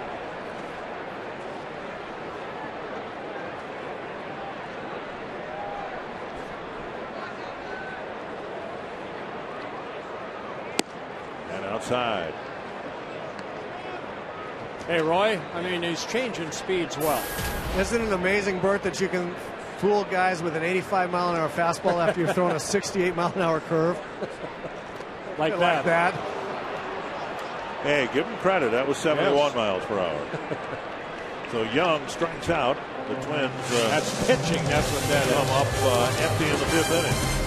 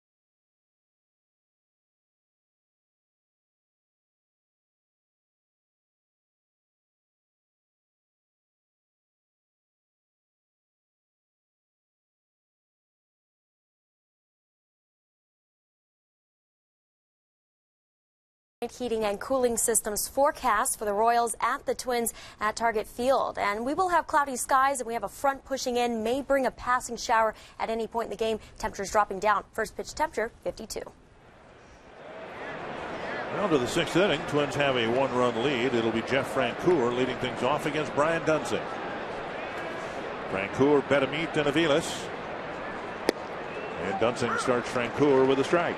You know, last inning I mentioned Brian Dunsing making the adjustments to the stuff he has, and I think when we see two left-handers here tonight making the adjustment. Nice pickup by Valencia to his left, and that always strong and reliable throw across, one away. Tomorrow's game against the Royals is a Treasure Island Senior Day. Fans 55 and older can get a $5 discount on select tickets at Target Field. Treasure Island Senior Day tickets are limited. Check availability. Please call 800-33-TWINS or visit twinsbaseball.com. Weather's not going to be as nice as it was today, but still, for this time of year, pretty good. I think cloudy skies, 55, and a chance for some of you perhaps who haven't been here yet to come to the ballpark. Luke Hughes in fair territory. And a couple of quick outs here in the 6th. AT&T trivia question involved the Royals and their last winning season above 500. I think it was Tony Pena was their manager in 2003, maybe. Yeah. Remember, that was a year they got off to such a red hot start as they have this year, but they extended it for a while. I think the Twins finally caught and passed them August. Yeah, thank goodness for media guides.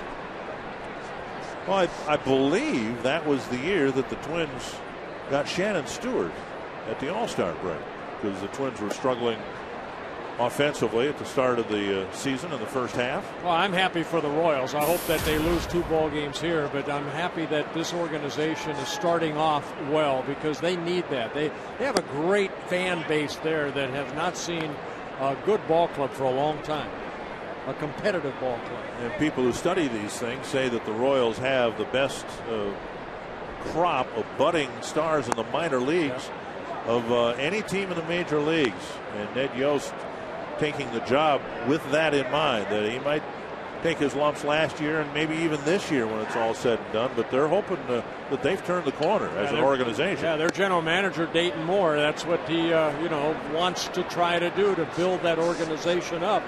They need to bring in guys like Francoeur and Francis, but boy, you know what, you get some young kids in that minor league system, a lot like the Twins, you look for the future. Since that 2003 season, just look, my goodness, 3 seasons in a row with 100 or more losses, and then a couple more in the last couple years, just on the other side of 100 losses. It's Kevin Seitzer, who's a great hitter in his days with the Royals. And Dunsing with a nice play. Ends up walking Aviles, but gets out of the inning with just 8 pitches in the 6th.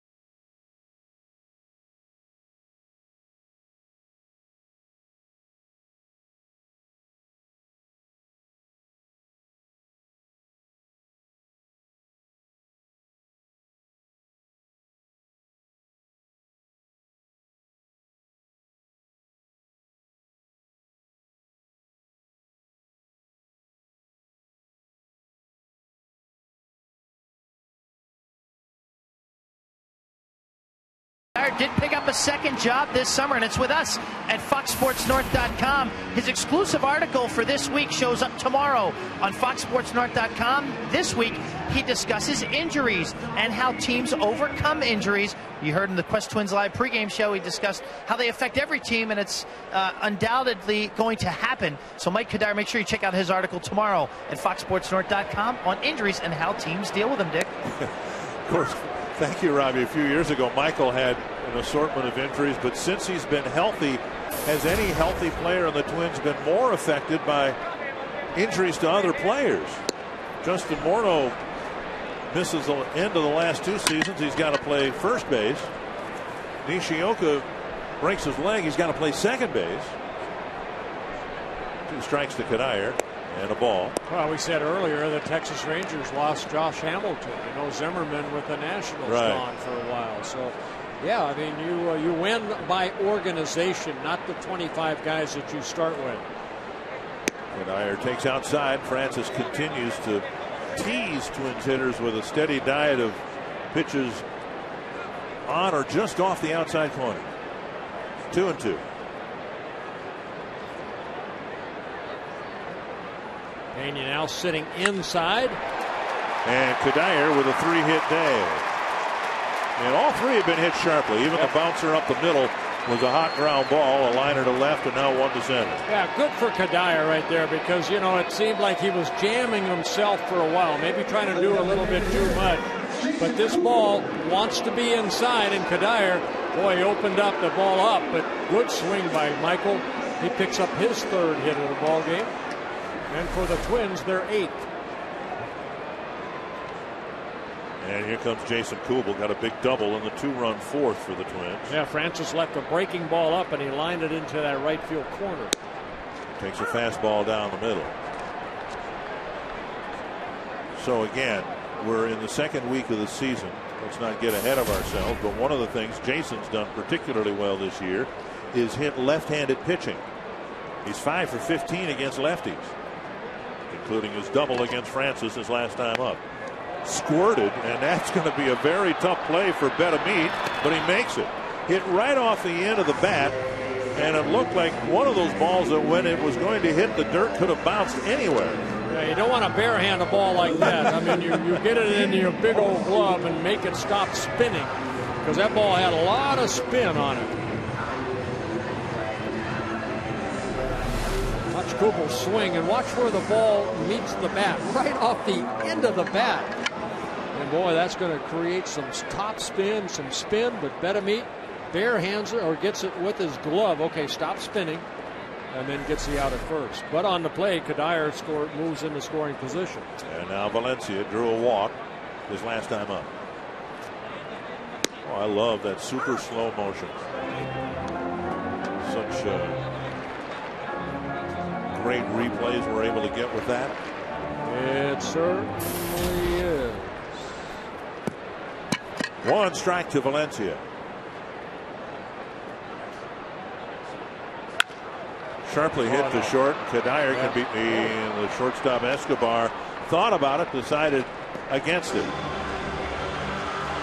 We saw, was it Valencia do that on Sunday, right?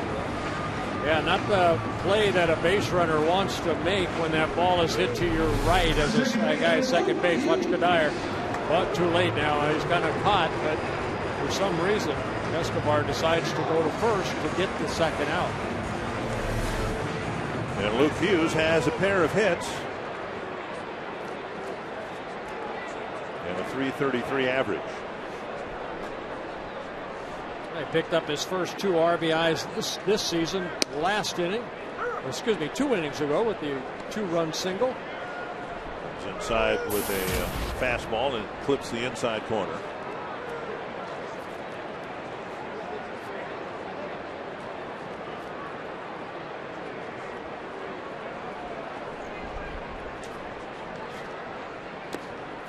Blocked by Pena.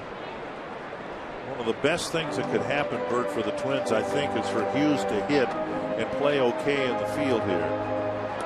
It's you can tip your cap to Michael Kadire for coming in and playing second base, but I think ideally Twins are a much better team with him in right field until Nishioka can rejoin the lineup. Well, the opportunity is here for Luke Hughes. Inside, 2-1. Now remember, when he got the big 2-run single, Francis was pitching both he and Valencia away, and finally Hughes stepped into one and drove it hard to center field to drive in a couple of runs. Now we've seen a couple of pitches in off the plate.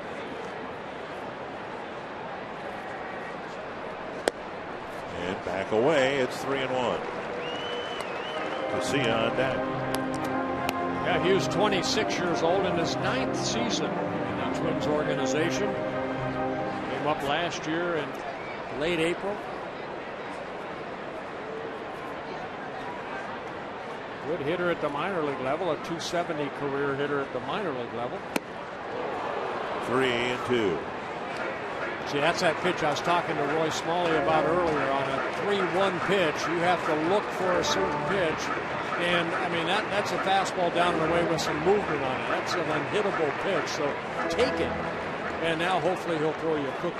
Unless he threw you a fastball there, be ready to swing and hit it. And he swung at a changeup away. So he came back to get Hughes and strand Kanaya at third. It's still a 1-run game.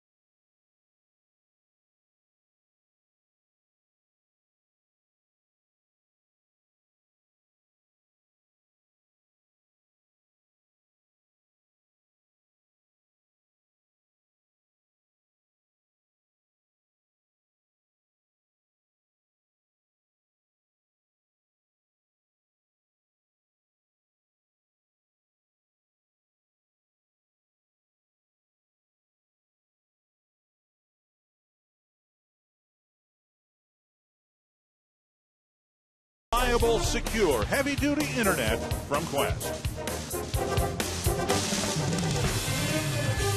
Twins leading by a run. It's just nice to see the Twins play with the lead, which they have since the third. They trailed very briefly 2-1, but came back in the bottom of the fourth to score a pair. And Brian Dunsing's had some quicker innings in the fifth. Yeah, I mean, we talked about after 4 innings, he had 73 pitches, but now he's settled down 20 pitches over the last 2 innings for Dunsing, and he finds himself out there in the 7th inning.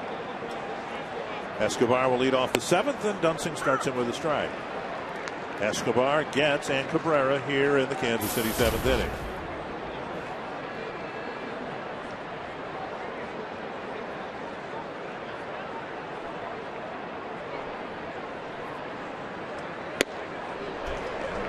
Back and threw a fastball by him. Got a swing and a miss. And you see, we both left-handers here. You know, that's topped out. That's his high fastball right there at 89. But here are how the outs have been: 8 ground ball outs, 8 fly ball outs, a couple strikeouts for Dunsing.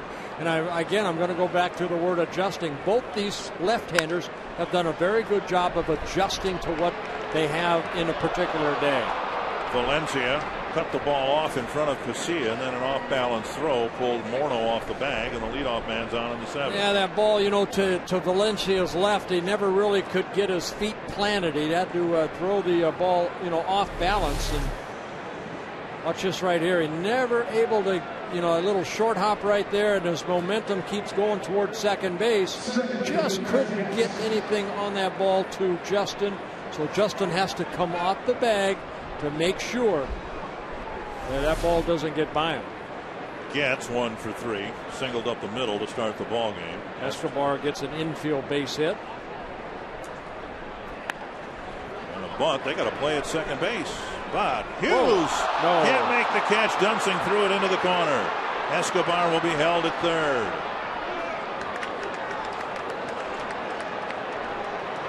Dunsing from up here looked like he had a play at second, but he spun and fired wildly to first. You know, a couple times the ball was hit back to Dunsing, and he kind of lobbed it over to Justin throughout the ball game, and that's what he tries to do right here. You see Hughes a little late getting over, and then Dunsing just airmails it over Hughes' head, and both runners will go move up another base. So an error by Dunsing will put runners at second and third. So the tying run at third, go ahead run at second, and a quick trip to the mound from Rick Anderson. Yeah, I saw Dunsing in the last inning when Pena hit that little ground ball to him. He kind of just gingerly caught it, threw it to Justin, and Justin had to catch it on the ground. What you want to do is still, you know, like a shortstop or a third baseman, throw that ball to your first baseman. Get in that good habit. Fox Sports North is proud to be your exclusive home for Twins baseball. We've got 150 games this year. Make sure you don't miss Friday's game against the Rays at 6 o'clock. Log on to foxsportsnorth.com. Check if your video provider will be carrying the game. And if not, we do encourage you to call your video provider and let them know you do not want to miss any more Twins action this year. Corner infielders up, middle infielders back. Melky Cabrera, the hitter, he's 0 for 3. Dunsing's gotten him on a couple of ground balls and a fly ball.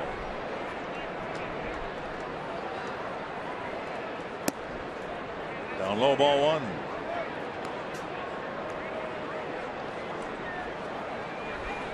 So the infield hit on Valencia's errant throw, and then Dunsing's errant throw, putting the Royals in business here with nobody out. Fouled back.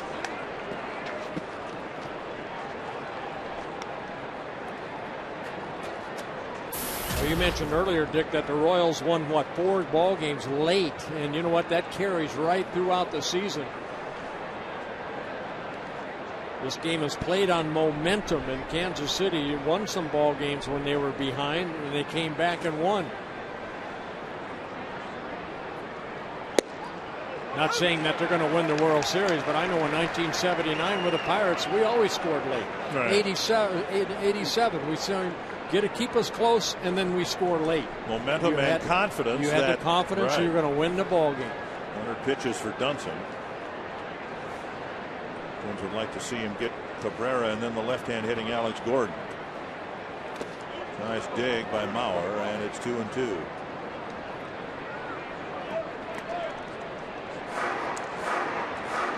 Well, Dunsing knows he's got Cabrera, and then very likely Gordon, and then his night probably will be done.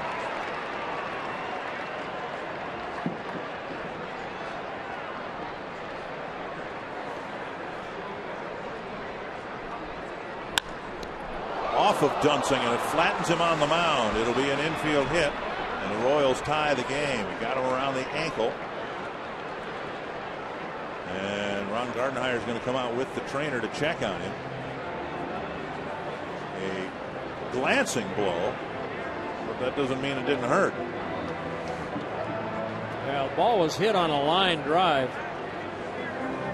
Dunsing looked like he was going to catch it, and the ball just looked like it got underneath his glove and got a piece of it.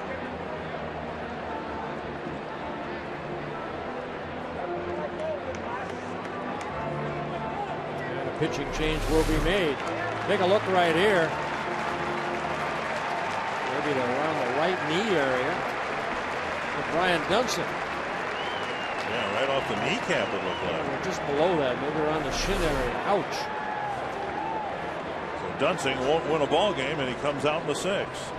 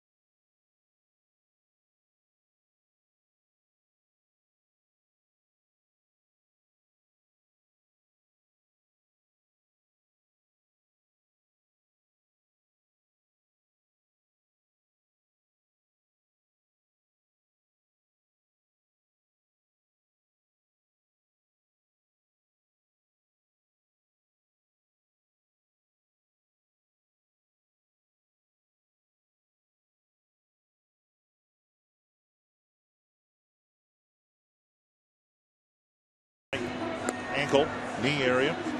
Quest high-speed pitch brought to you by Quest high-speed internet. Yeah, Jeff Francis, 89, and Brian Dunsing. I think his feelings are hurt more than anything. That's the throwing air, and then all of a sudden, then you get a ball hit off of you. Not the way that you want to start an inning, and so far it's an ugly inning for the Twins. Jose Majaras coming into the game for the 6th time, and he comes into a jam with the game tied. Runners on the corners and nobody out. Yeah, Jose Majaras has been in now the last 3 ball games for the Twins. He worked here on Sunday. He worked 1 shutout inning through 18 pitches, making his 6th relief appearance. Facing Alex Gordon, hoping to strike him out.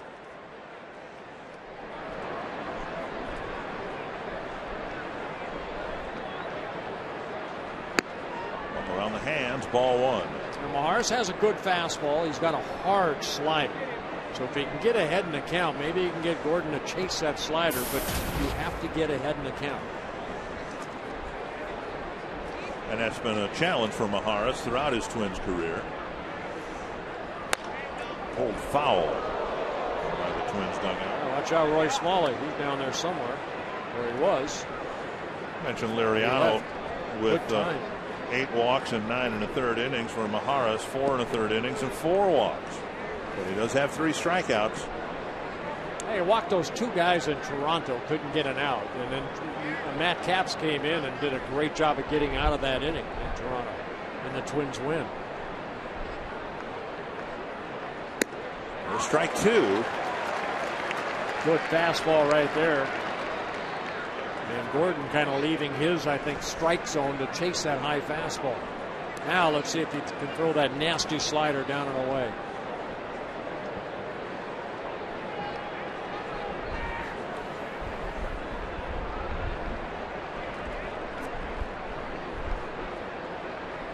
Got him. Left it up, and he swung right through it. They went right after him with fastball. So a big strikeout right there for Majaras.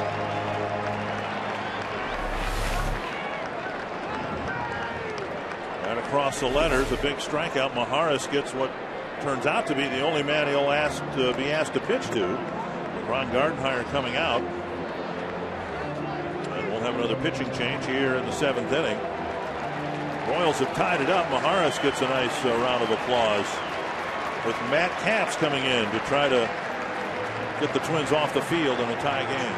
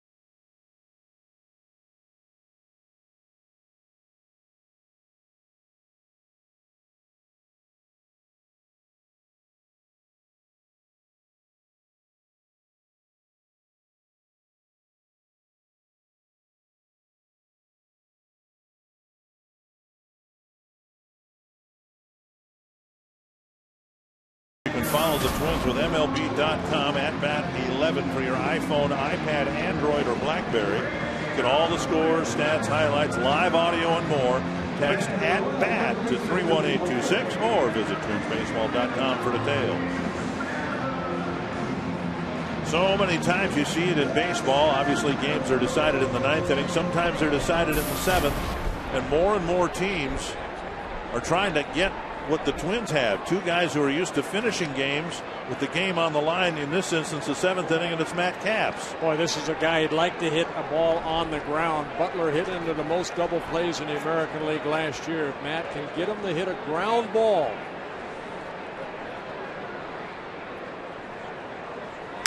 That's not a ground ball. It's strike one. It's strike one. That's all it is. Capps left a pitch up. Butler waiting for it.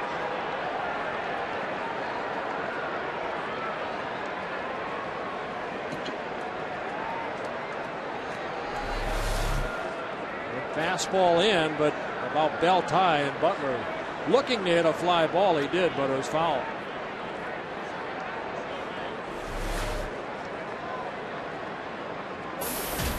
So Capps got away with one. And see what he gives Butler on the second offer. And now 2 strikes. We got the Red Sox, who have a former closer in Bobby Jenks, hoping to set up Jonathan Papelbon. The Twins have Capps and Nathan.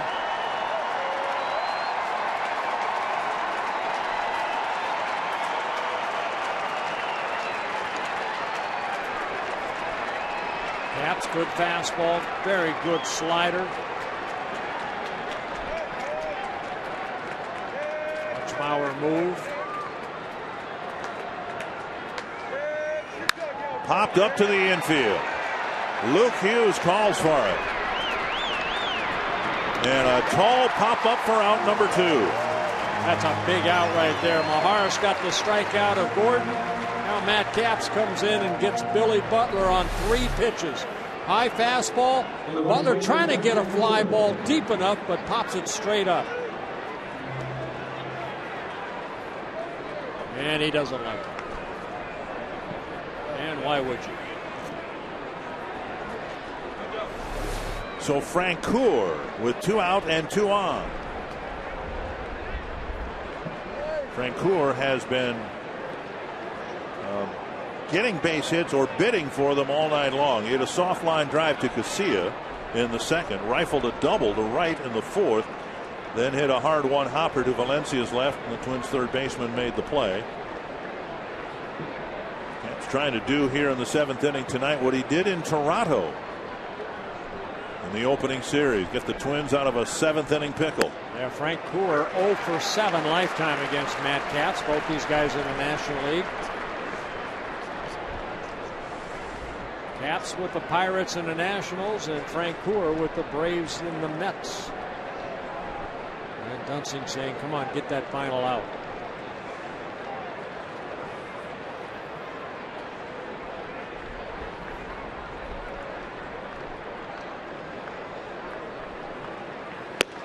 Whoa. That was thrown hard and swung at hard. Not much you can do if you're Brian Dunsing, but say a little prayer. Fastball just overpowered. Francoeur took a mighty swing. With half the fans standing, it again feels like the 9th inning, and it's only the 7th. Runner goes, and Francoeur with a half swing hacked it towards the Twins dugout. Kind of a defensive swing right there.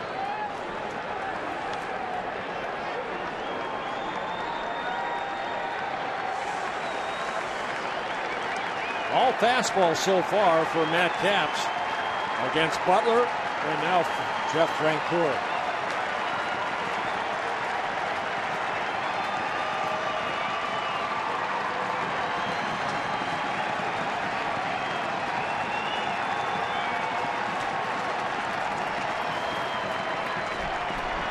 Capps stepping off. Wants Mauer to go through a new set of signs.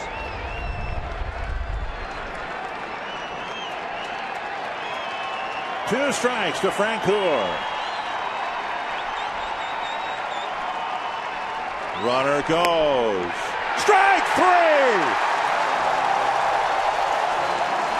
What a job by the bullpen.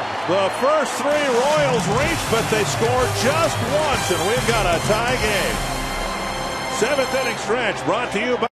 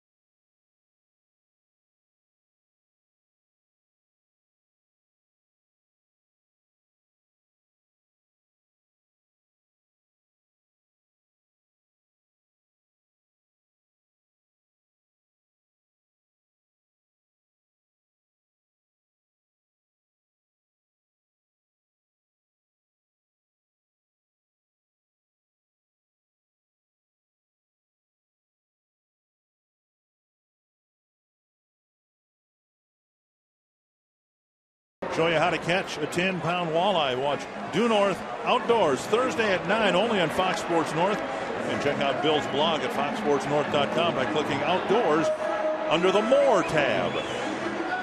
What a luxury to have a guy with closing experience to come in and do what Matt Capps did in the 7th. Well, hey, Jose Mojarras got in, got the big strikeout. Matt Capps got the other 2 outs. So good job by the bullpen. Alexi Casilla leading off the bottom of the 7th inning. Bounce toward the hole. Escobar sets and fires. Casilla retired, 1 away. Let's take a look at Matt Capps getting that fastball. Good fastball, belt high for the 3rd out. And Ryan Dunsing said, "Thank you very much, bullpen. You picked me up." Now top of the order, and Denard Span is 1 for 3.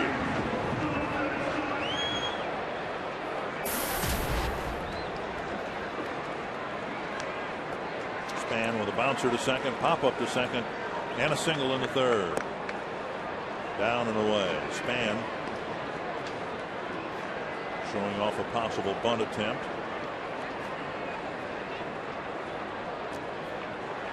Better meet on the edge of the grass at 3rd. There's a strike on the outside corner.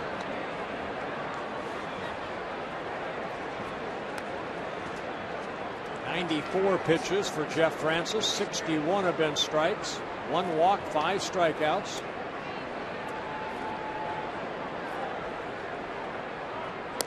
Breaking ball. Missed the inside corner. When the Royals scored a run, or took the lead in the 4th inning, the Twins answered in the bottom of the inning. Now they've tied it in the 7th. We'll see if the Twins have an answer here. There's a bunt. And Francis has time to make the play. Span retired, out number 2. That'll bring up Mauer. Time for our in-game box score, brought to you by Pepsi Max. Well, Michael Kadire 3 for 3 in a ballgame, scored a run. A big 2-run single by Luke Hughes, who's 2 for 3 in a ballgame. And Jason Krubel a double and scored a run. Twins have 8 hits in a ballgame off of Francis. Mauer to the plate with 2 out in the 7th.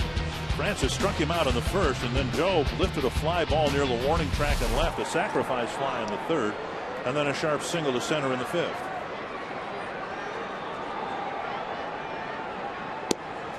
At the knees, strike 1.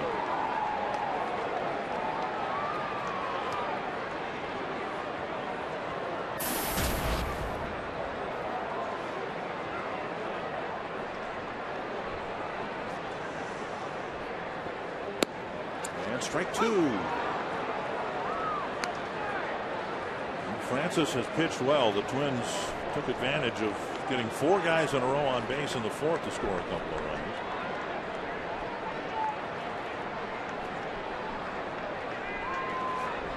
Two strikes with 2 gone in the 7th. And Mauer wastes one, flipping it foul. Yeah, probably Francis's last inning. He's at 99 pitches right now.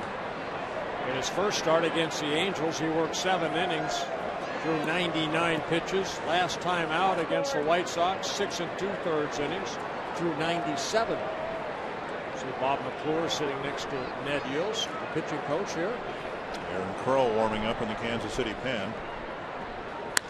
And a bouncer to second. And Francis's 7th inning, if it's his last, was one of his stronger innings of the night. The Twins go down 1-2-3.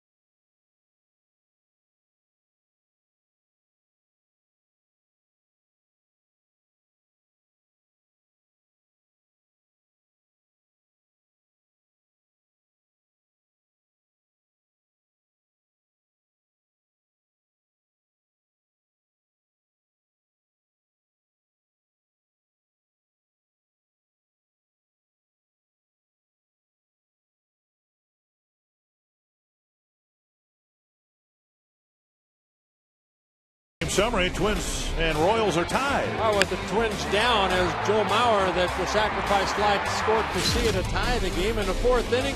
Twins took the lead thanks to Luke Hughes with bases loaded.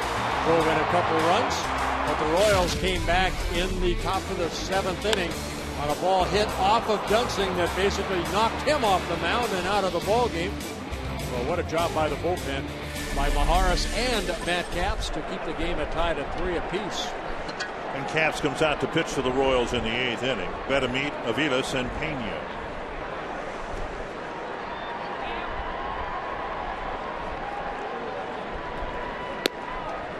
At the knees, a strike. Yeah, Betamit now hitting as a left-handed hitter. Came into this game hitting .389 as a left-handed hitter.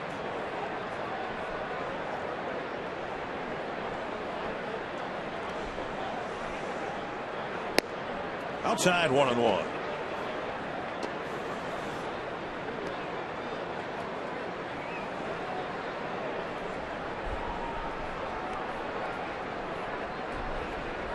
No activity in the Twins' pen. The Twins ideally want Capps to pitch through the whole 8th inning.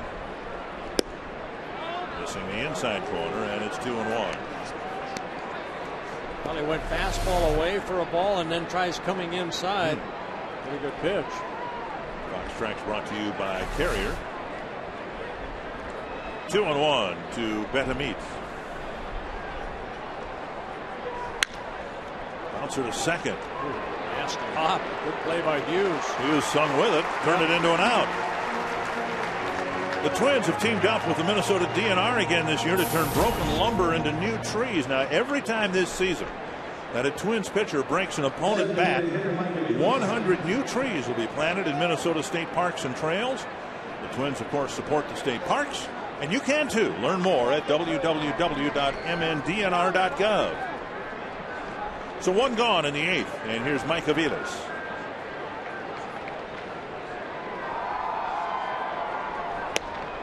breaking pitch, and Avila swings through it.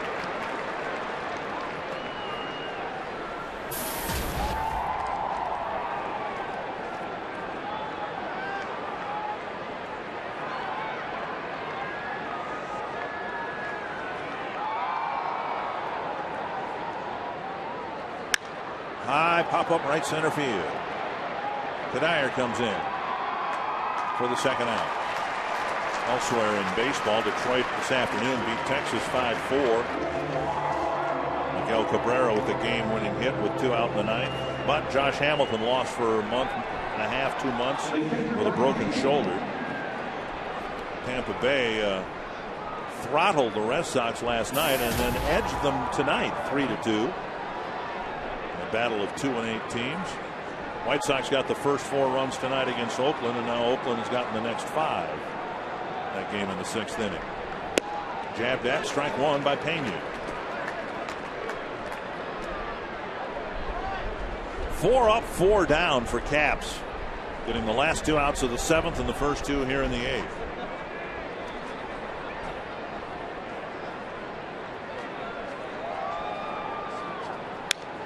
And 2 strikes.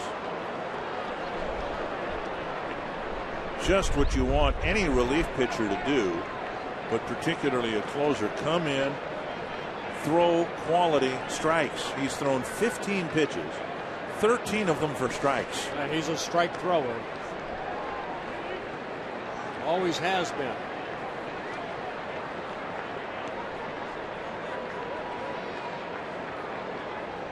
Six in the 3rd innings now without a walk on the season for Caps. Fouled away.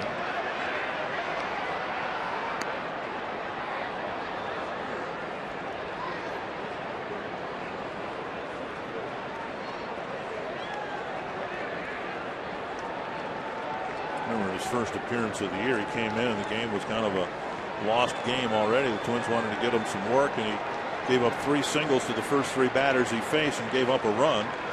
Since then, he's been lights out. 1-2. Well, you look at Cap's career when he came up with the Pirates back in 2005 to between the Nationals and the Twins last year. In his career coming into the season, 67 walks in 345 innings pitched. So he does attack the strike zone.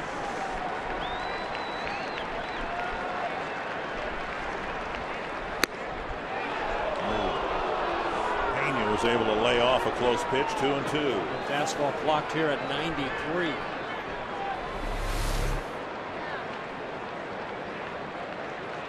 Everything away.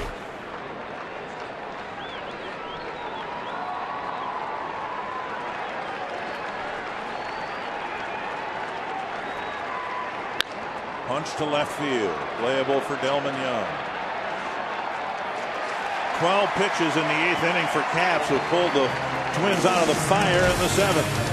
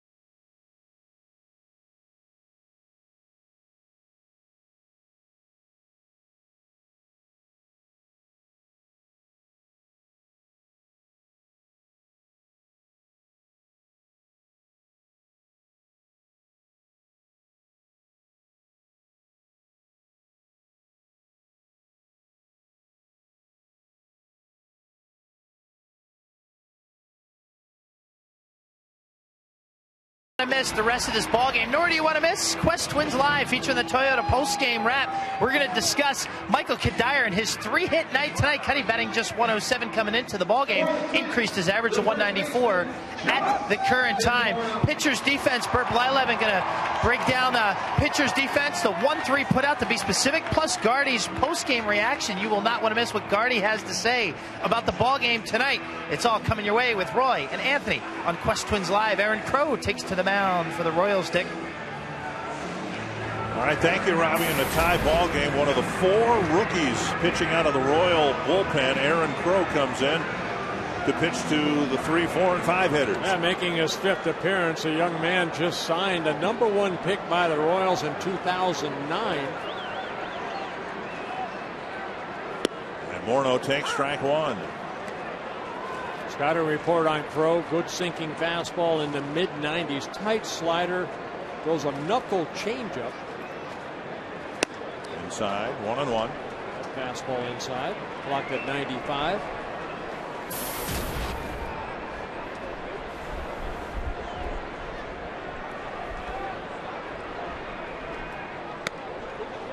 Francis, who gave the Royals a couple of good starts before his start here tonight, did a decent job again here tonight. Yes, he did. 2-1 to Morneau. Pounded foul, 2-2. Morneau had the 3-hit game on Sunday and saw his average spike back up to respectability. Now tonight, Kadire's got a 3-hit night. Yeah, Dick, you talked about the rookies for the Kansas City Royals. One thing that they're hoping is that a lot of these young kids that they're building their future around can really come up and pitch well. Crow, one of those young kids. Crow, 24 years old. 2-2 to Morneau. Sharply hit, but right at the third baseman, Betamid, who's over in the shortstop hole. 1 away. You can click on the Fan Zone tab on the FoxSportsNorth.com homepage and win unbelievable prizes in the Fan Zone, from team merchandise and game tickets to unique fan experiences, tech toys, and more. If you aren't a member, you can join. It's fast, free, and all at the Fan Zone tab on FoxSportsNorth.com.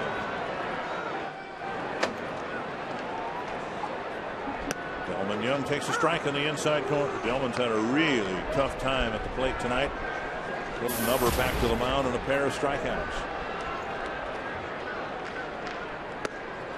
Just missed the inside corner. And it's 1-1. 2 tight sliders right there by Crow.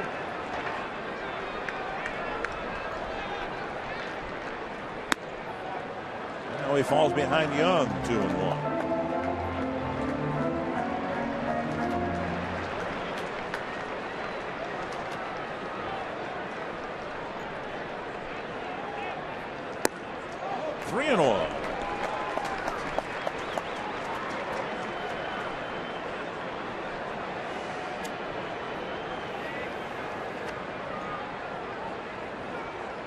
Fouled away. It's a full count. Aaron Crow, 24 years old, originally signed back in 2008 or drafted by the Nationals. He decided not to sign. Played independent baseball. The next year was signed by the Royals. A drive to center. Back is Cabrera for out number 2. And that'll bring up Michael Kadire. 3 hits, all singles, but all struck sharply. Yeah, Kadire came into this game hitting 107, so he will take all of these hits right here. That average up to 194 for Kadire with the 3 hits. Well, he came into the season, or came into the ball game with 3 hits on the season. He's doubled his hit total.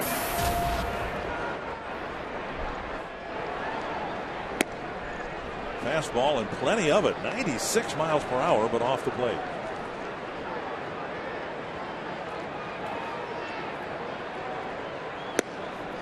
And he snaps a breaking ball over for strike 1, 1-1.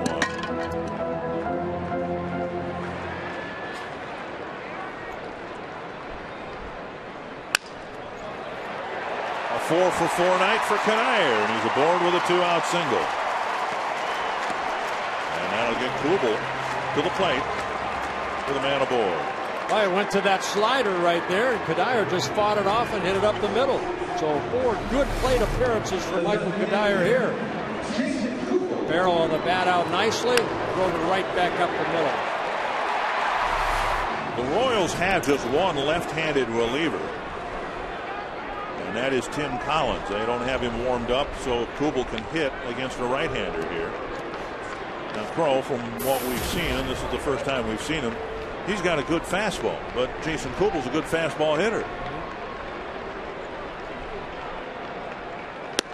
And he swung through the first one. Kubel hooked a double into the right field corner against the lefty Francis. 1 for 3.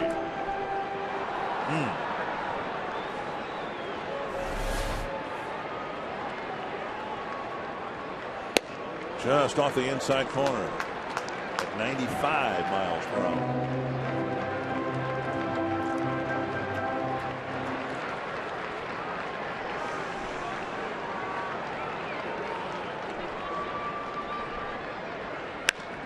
Flared toward the left side of the infield, and got to meet with the catch to end the inning. So a scoreless 8th, and we head to the 9th in a tie.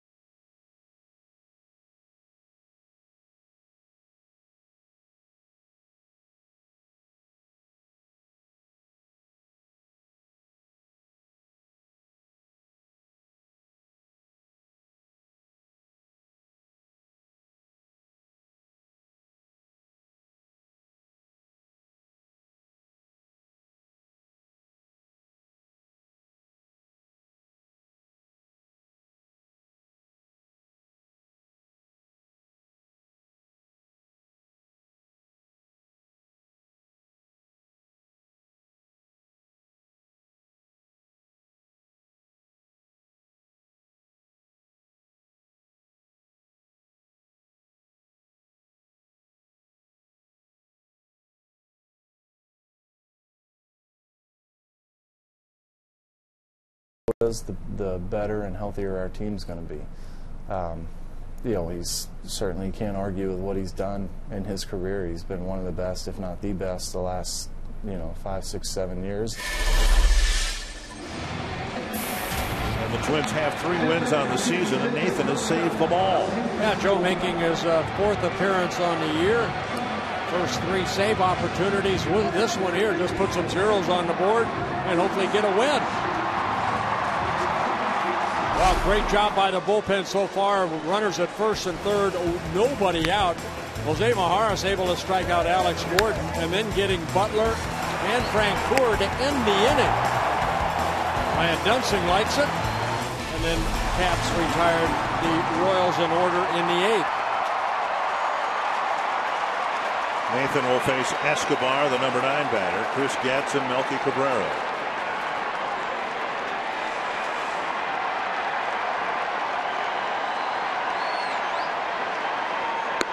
Down the middle, a strike.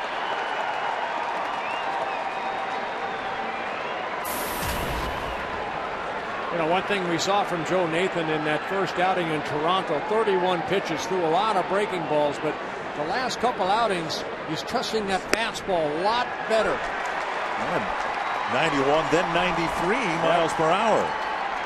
Well, I asked Joe about that outing against Toronto, and he said that they felt that the Blue Jays were just sitting on fastballs for a good part of that series, and that's the main reason he threw a lot of breaking pitches. Tapper, and Nathan doesn't get it. KCA scoops, fires one away. Probably a good thing Nathan flashed the glove at the ball but didn't deflect it. Yeah, again, once you let that ball go, you become a middle infielder. You try to get that ball and knock it down, and hopefully it'll go into your glove. You don't want to deflect it like we've seen a couple times this year already, but right there, just out of the reach of Joe, but nice little scoop and a nice play by KCA. One down, and here's Chris Getz.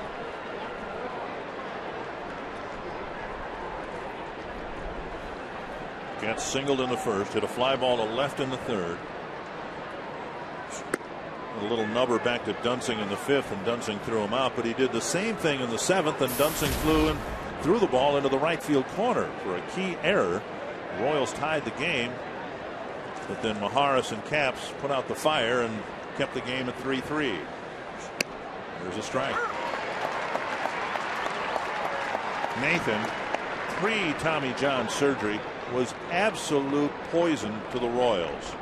He dominated them. The reason the Twins over the last several years have had such a huge advantage over Kansas City, one of them, the fact that Nathan pitched his best against Kansas City. Yeah, over his career coming into this outing, 3-0 with 35 saves, an ERA at 0.85. Great fastball right there. 53 innings pitched, just 27 hits allowed. 1-2 to the leadoff man, hitting second here in the ninth.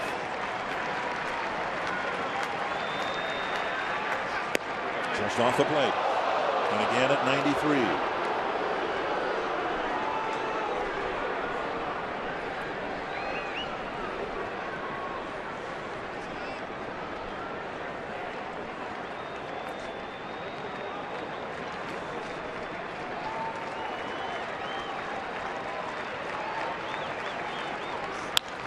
Roller to Hughes. 2 down. Doing more on defense, brought to you by the Home Depot. I remember showed you right off the end of the bat. The ball had a lot of spin. Betterment going to get it, put it in his glove to stop the spin, and then retire Kubel on the play. Kadire moved over to second base. 2 down, and here is Melky Cabrera.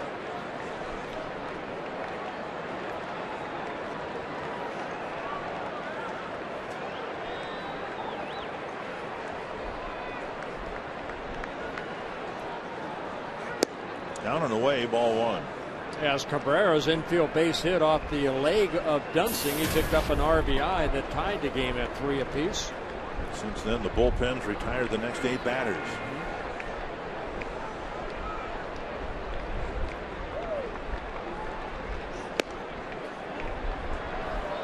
Two 2-0 with Alex Gordon on deck. Joaquin Soria, the closers, warming up in the Royals bullpen.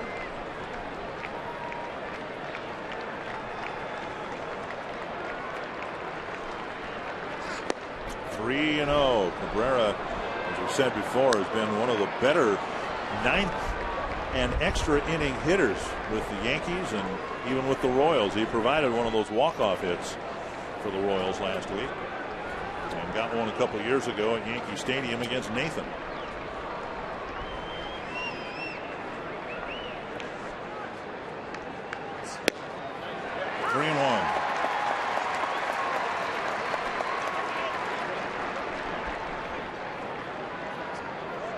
Valencia will lead off the bottom of this inning.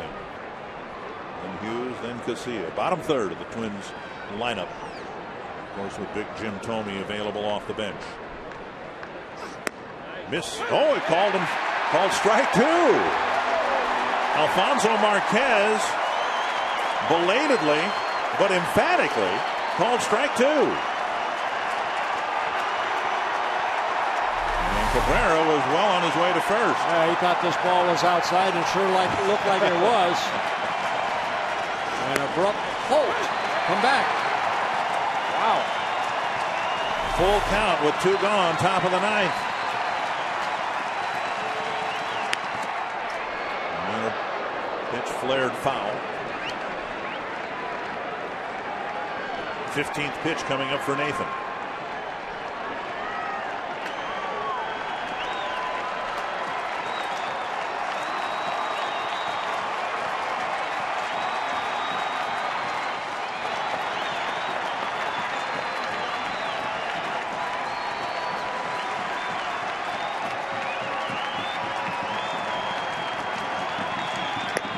Stadium.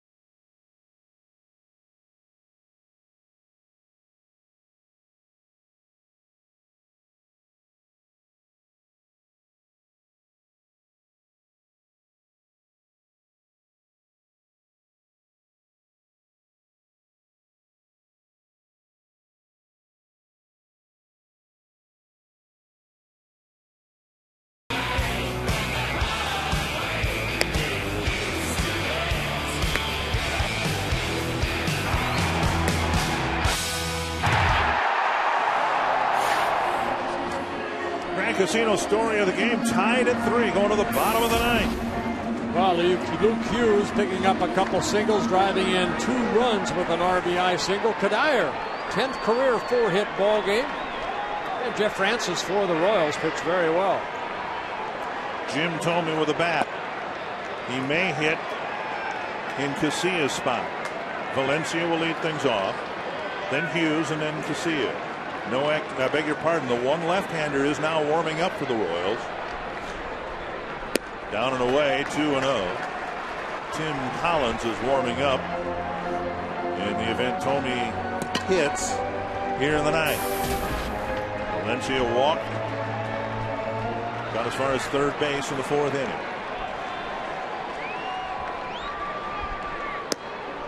3-0.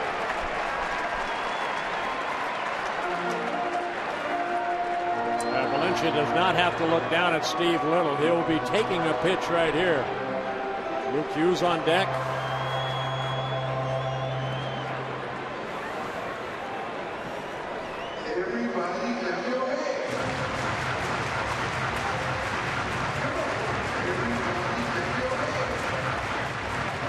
Valencia trying to get aboard against rookie Aaron Crow.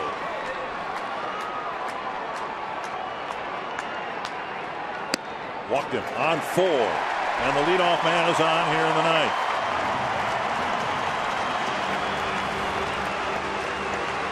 Well, Melky Cabrera would say, you know, that has to be a strike.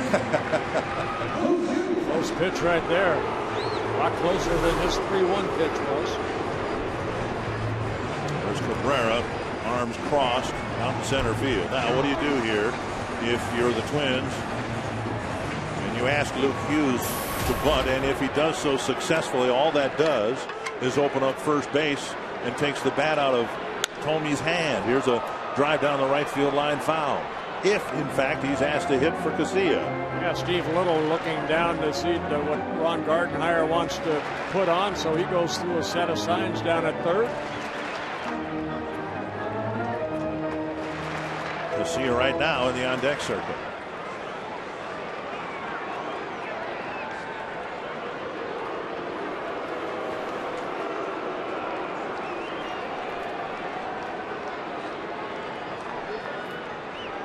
Walk that Valencia took, the second for him and the team tonight. Swing and a miss, 0-2. Roach just reared back and threw that fastball right past Luke Hughes.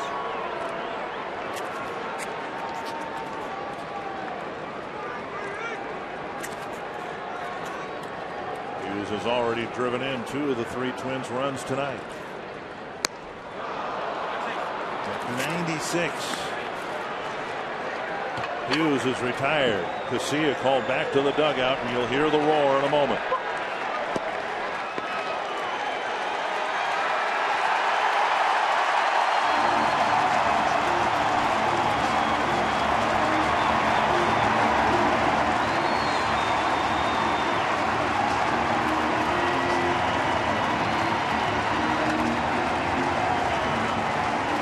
You've hit 590 home runs. You've hit them in a variety of different situations. He's the all-time opponent home run hitter against the Royals with 47. 163 have been go-ahead home runs. 12 walk-off home runs, including his signature home run as a Twin last year against Matt Thornton.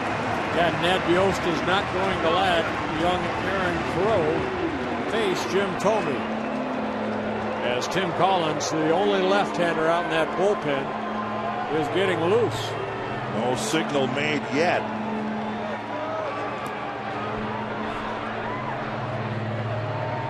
And Collins had plenty of time to warm up. I think they're going to let it ride with Aaron Crow. Well, maybe giving Collins a couple more throws out in that bullpen. Oh, there you go. Make the move. Yep. So Crow giving up a hit and a walk to the 6 batters he faces. And it'll be diminutive Tim Collins pitching next.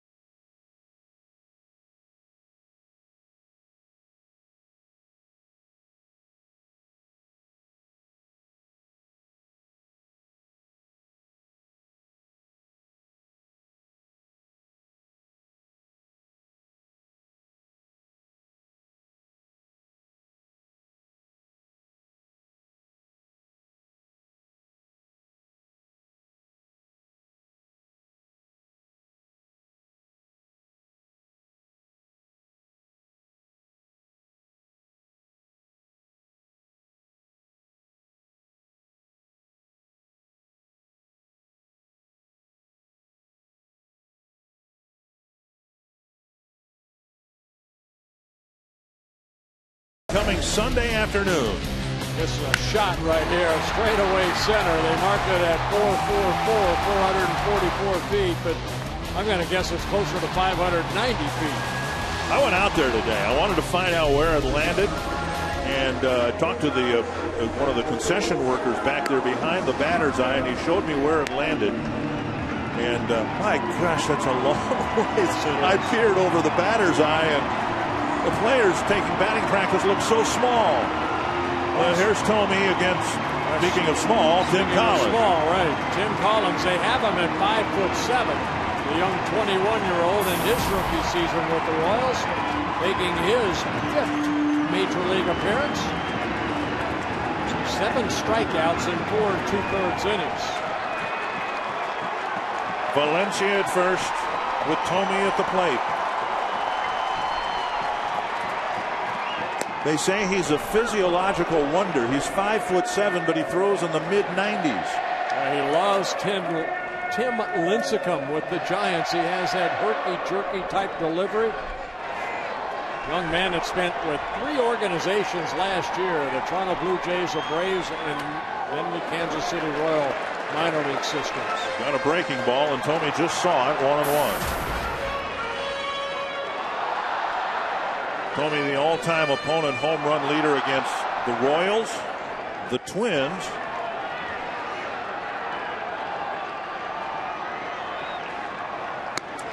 champion since 1950, the Detroit Tigers. Big swing, 1-2. 94-mile-an-hour fastball, outer half of the plate. There's his career numbers against left-handed starters or pitchers and right-handed pitchers.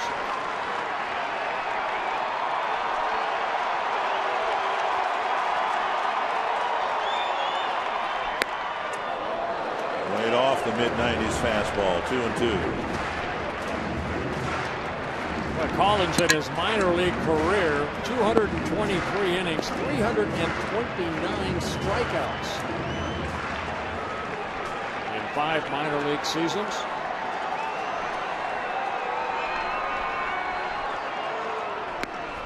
Well, we wondered why the Kansas City Royals would let Dusty Hughes go as a left-handed reliever. He was too tall. Dusty Hughes, 5'11". He dwarfs Collins. Full count now. Runner at first. Valencia will take off early. Foul back.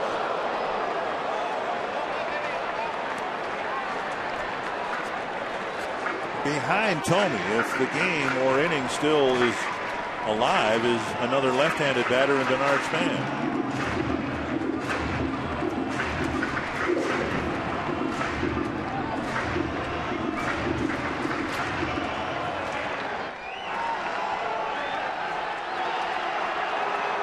He went with a 3-2 fastball. See if he goes with it again.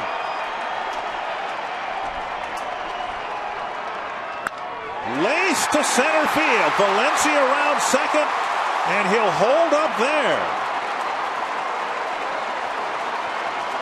So not a home run, but a solid single to right center, and now Tomey will be lifted for Matt Tolbert. Well, it looked like he went to the breaking ball. Jim Tomey just powered it over the infield. The shift was on. And Frank Coor, one thing out in right field, has got a very good arm. Valencia thought about it for a second. You see, he hesitated and had to make sure that that ball went to the outfield grass. And he stays at second base.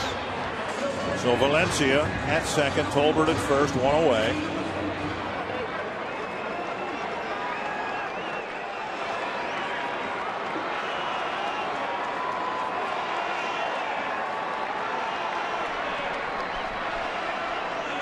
Popped up. It's a foul ball.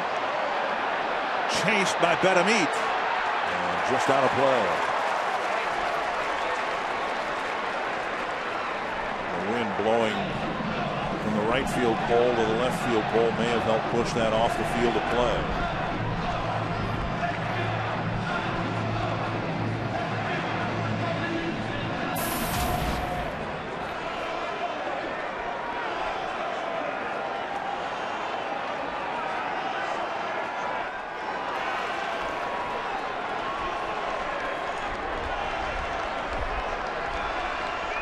One strike to Span.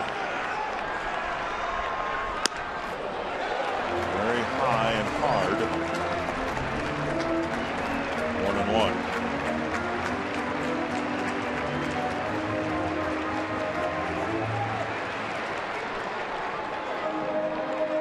Span holding his own. In fact, doing more than that against lefties this year. Hitting .333. The outfield for the Royals not playing real deep. In case Span hits a base hit in front of him.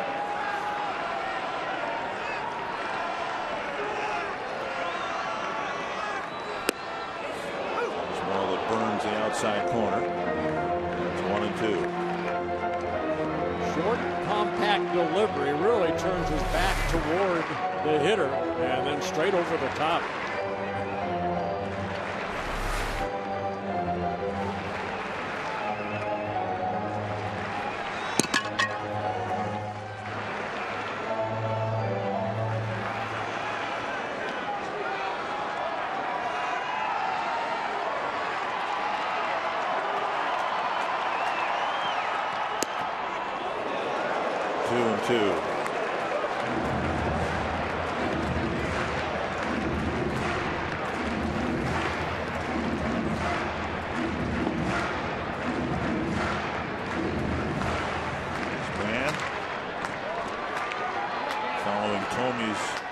base hit. Would love to get another one and score Valencia from second.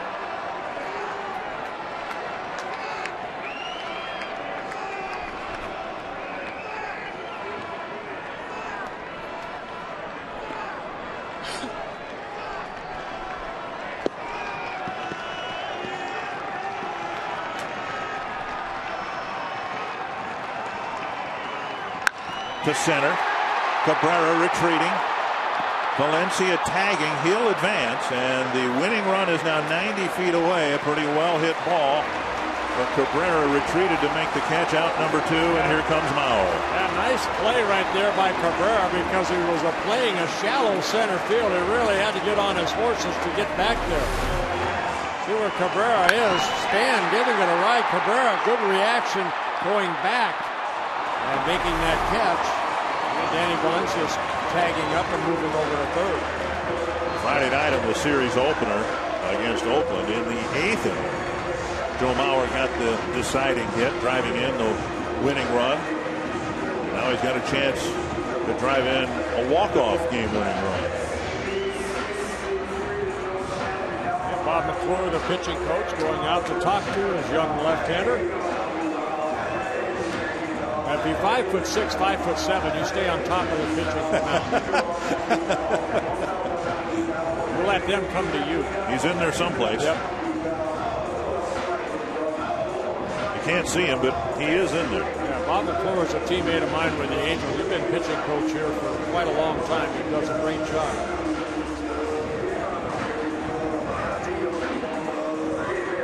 Wishful thinking. We hope we can send it to the postgame show. West Twins live here momentarily. See what Mauer can do against Collins. Ryan Payne doing a little landscaping right in front of home plate.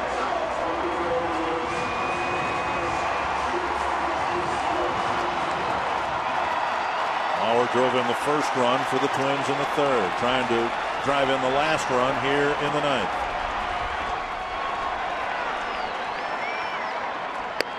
Strike 1 at the belt.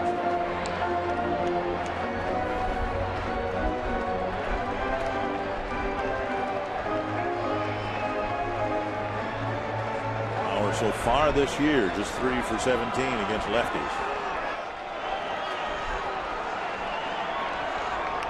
Colbert takes off. Here's a drive to right center field. Francoeur calling for it to end the inning, and we'll have at least one extra frame here at Target Field with the Royals and Twins tied at 3.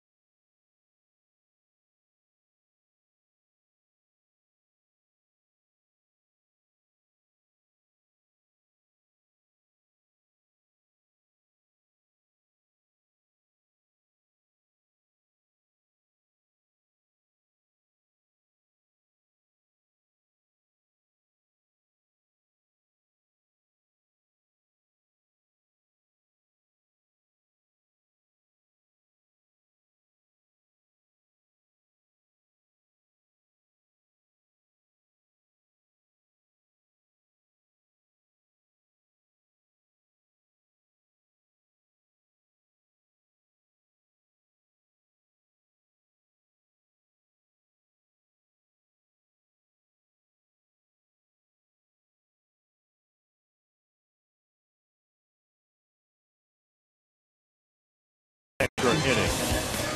We'll have at least one extra inning. And we mentioned Dusty Hughes. He comes out of the Twins pen to pitch to Kansas City now in the 10th inning. Yeah, it's only fitting that Dusty Hughes faces the Royals, who he signed with, and the Twins just got him off of waivers from, because last year it seemed like he faced the Twins every game. So Dusty Hughes making his first appearance against his former organization and teammates, making his 5th appearance overall.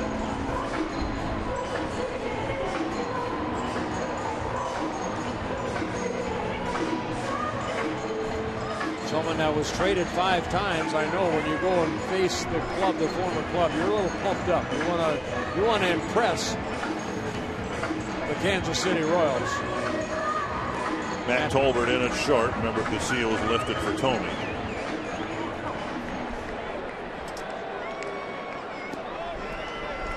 And Alex Gordon will lead off the 10th inning against Hughes. It'll be the 3, 4, and 5 hitters for Kansas City: Gordon, Butler, and Francoeur.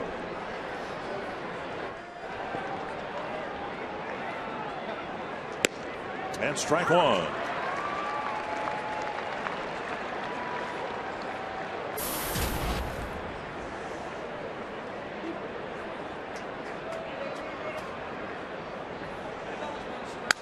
Snap bat, and Hughes with a diving catch. Oh, what a catch by Dusty Hughes.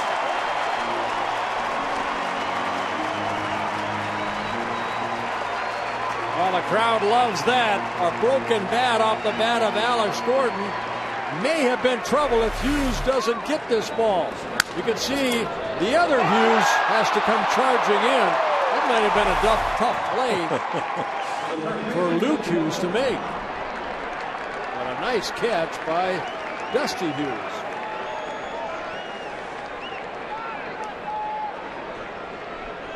So 1 away, and here's Billy Butler.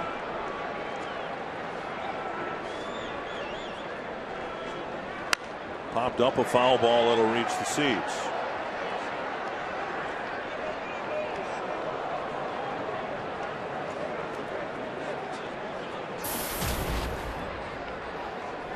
Well, because Hughes' only time in the major leagues was spent with the Royals prior to this year. Of course, he's facing all these guys for the first time. And Butler drives one foul down the right field line, 2 strikes.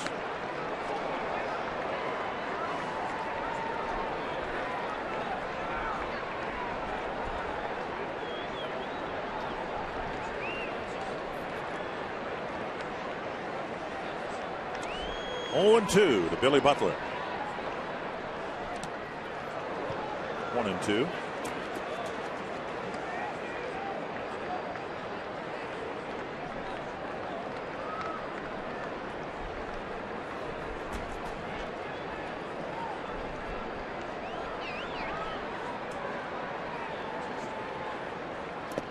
And in the dirt again. You know what Hughes did, not just against the Twins, but against the league last year. The numbers stack up pretty good, about 1 hit per inning pitch, but he kept the ball in the ballpark, gave up just 3 home runs, didn't walk a lot of people, and averaged about 1 inning per outing. That's to right center. It's got some carry. Kadire chasing it, and Span calls him off on the edge of the track. Out number 2. Boy, the communication you have to have right there. Span cutting in front of Kadire. You know, with the loudness of the crowd, you try to communicate and you try to yell at each other. You see the 2 outfielders converging right there, and Kadire right at the last second, you can see, pulled away, and it was Span that made the running catch. And we've talked about this from time to time, and complicating things for Michael both in the infield and the outfield. He has a significant hearing loss in his left ear. So on a play like that, where you're running and you're trying to hear the center fielder call you off, and you got the crowd noise mixed in, it's tough. 2 down. Here's Francoeur. Fouled off the mask of Bauer.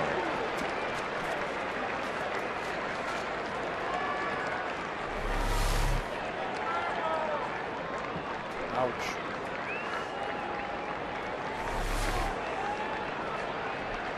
Bauer caught a day game after a night game this past weekend. Sunday after Saturday, he'll give way to Drew Butera for tomorrow's noon game.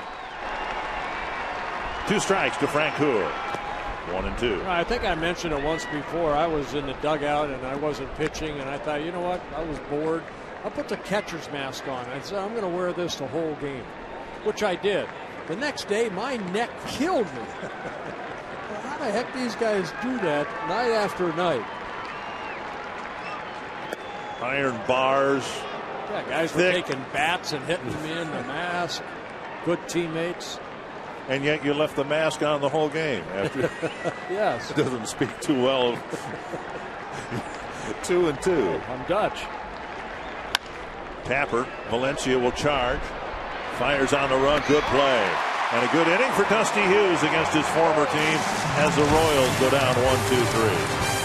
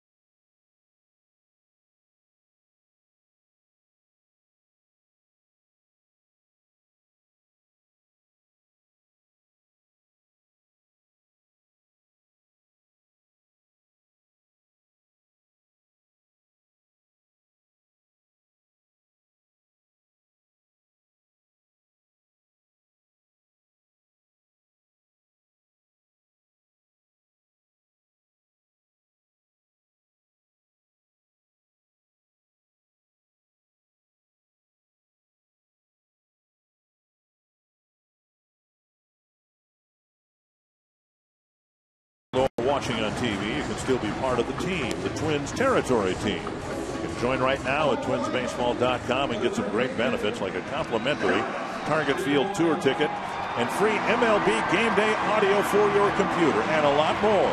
Log on to twinsbaseball.com and join the Twins territory team tonight. Justin Morneau had the 3-hit game on Sunday, 0 for 4 so far today, but can make all the fans here forget about that if he can get on base here in the 10th. And now from the full windup, we really see that left-handed version of Tim Lincecum that you were talking about. Yeah, that high leg kick.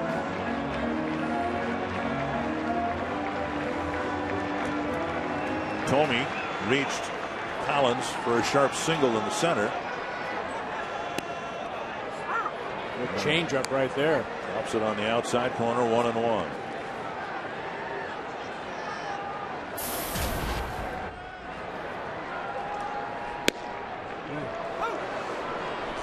One and two. With a high leg kick, stepping. Look at that! Wow, straight over the top. Painted the corner. Wow, one down. And here comes Ned Yost. Well, not much in this at bat for Justin Morneau. Fell behind, breaking ball low, and then started to paint Collins. Another fastball, and then strike three. So the Twins getting their first look at Collins. He comes out of the ball game with Delman Young going to hit next for the Twins.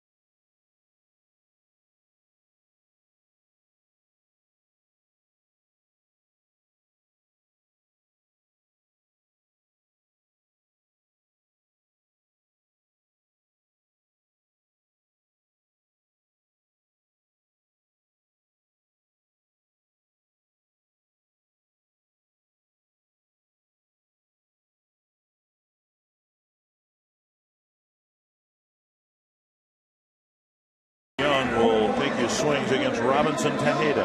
Yeah, Tejeda last year, 54 relief appearances, 3 and 5 out of that bullpen. Pretty good, 3.54 earned run average, making his 7th appearance on the season for the Royals. Tejeda fastball in the low 90s, slider and a split finger.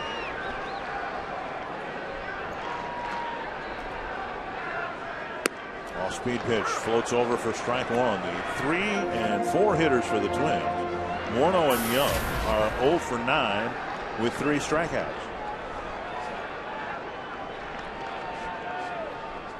Fouled back, 2 strikes. And Delman in one of those ruts where it seems like every at bat he's up there with an 0-2 count, and that's the case here.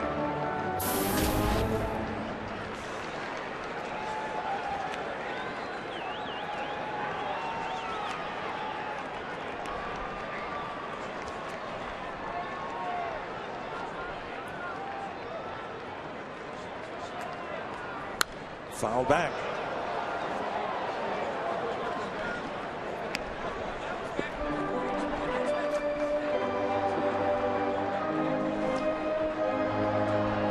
Twins have seen the only left-handed reliever the Royals have, so wherever this game leads us, the Twins will face right-handed pitching the rest of the way. 1-2.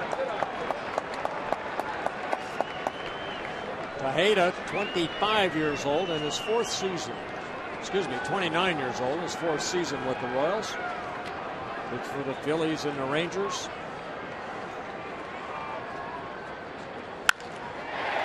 Crack to right field and a sharp hit for Young.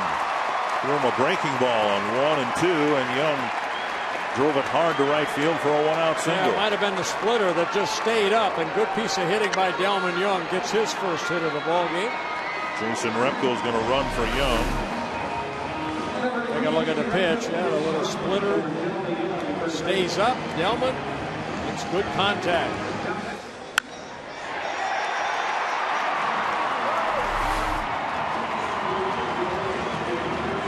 So Michael Kadire has already raised his batting average 112 points. He's more than doubled his batting average with a 4-for-4 night. And he's got a chance to send everybody home here with Repko at first and 1 away.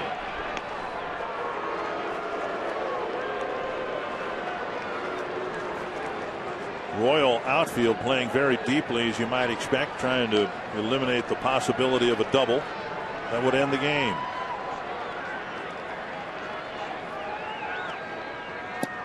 Down and away, ball 1.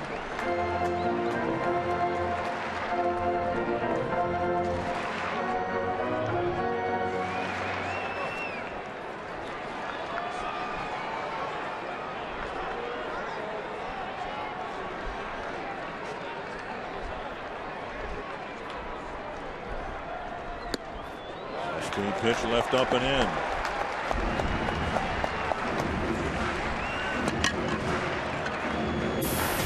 Dyer 7 hits on the season, of course 4 here tonight. Still looking for his first extra base hit.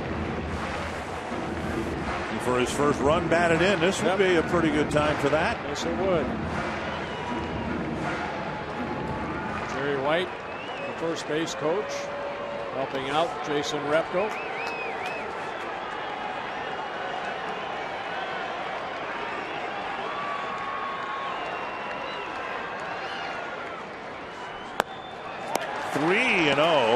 With Kubel on deck.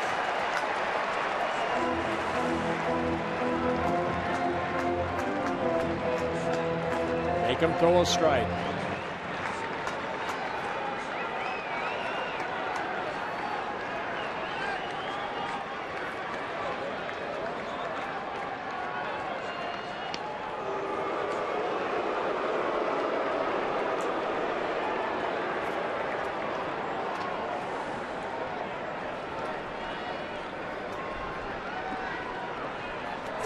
To Kadire.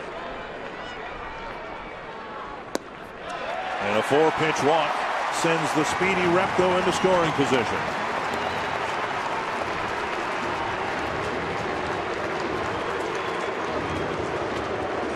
And now Kubel. the outfielders have to come in a little bit. They can't play as deep because a base hit might score Repko.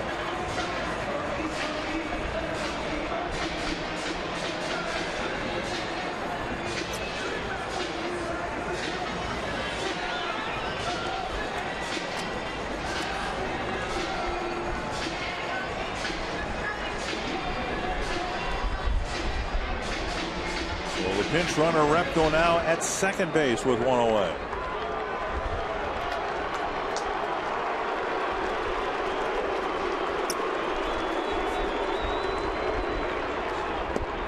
Ball one.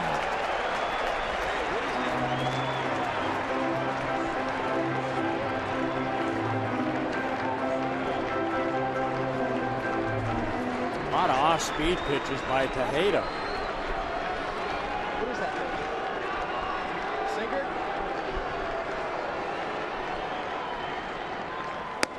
There's a strike on the inside corner. There's a fastball. Cooper thinking it's inside.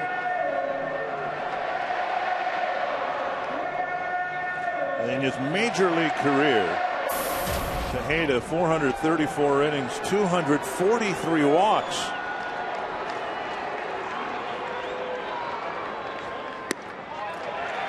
He's just walked Kadire to put the winning runner into scoring position, and now he's fallen behind Kubel 2-1.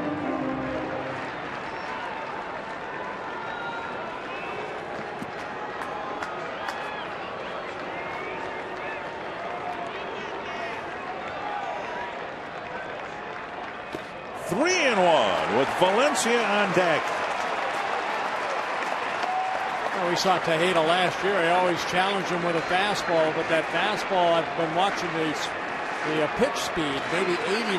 He's not going to 93, 95 like he usually does. A lot of off-speed stuff.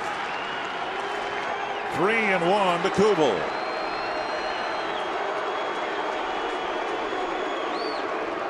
A high blast to deep right center field.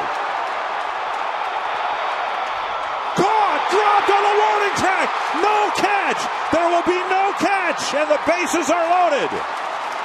Francoeur had it leaping up against the wall, but then he dropped it. All hands are safe with the bases loaded and one away. I tell you what, Jason Kubel crushed this ball right here. How this ball does not go out. It's a 3-1 fastball. Francoeur went back.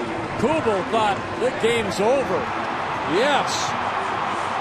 Francoeur had to leap into the wall and drop the ball. Watch Francoeur go back, leap right there, and then the ball fell out of his glove.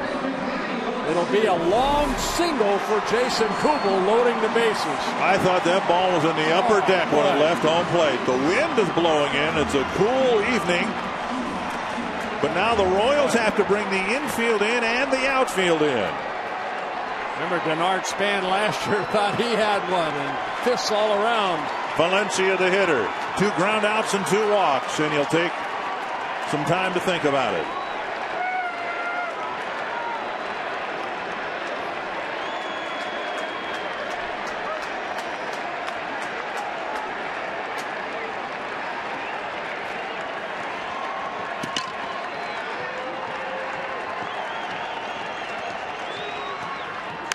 Popped up. Get out of here. Out of play.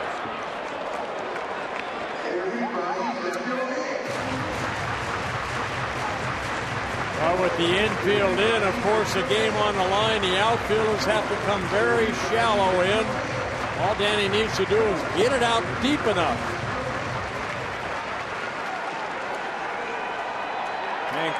Francoeur, the strongest arm out there, can play a little deeper in right.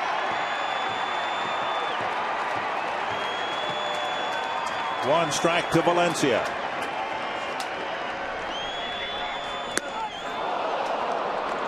Two strikes as he goes chasing. You want to calm down and stay within yourself, chasing a high fastball.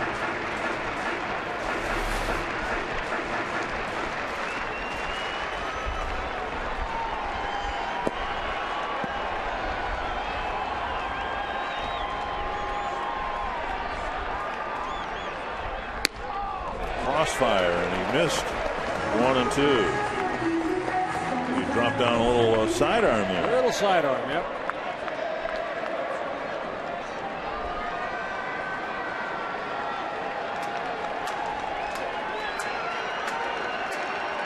One and two to the Twins' third baseman.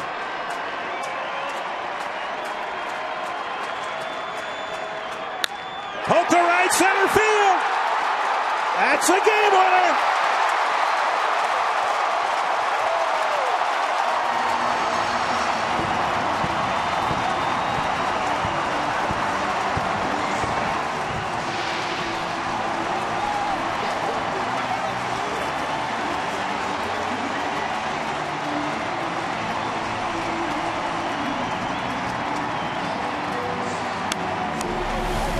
He fell behind an account, got a high fastball, and just went with it. Game-winning RBI for Danny Valencia. The Twins beat the Royals 4-3 in 10 innings. First walk-off win for the Twins this year, and it came in the 10th inning, Anthony. They've had a couple dramatic victories here at Target Field. We'll show you how they did it. We'll take a look at Michael Kadire coming to life with a 4-hit night. Bert Blyleven shows you how pitchers play defense, and we hear from Gardy next.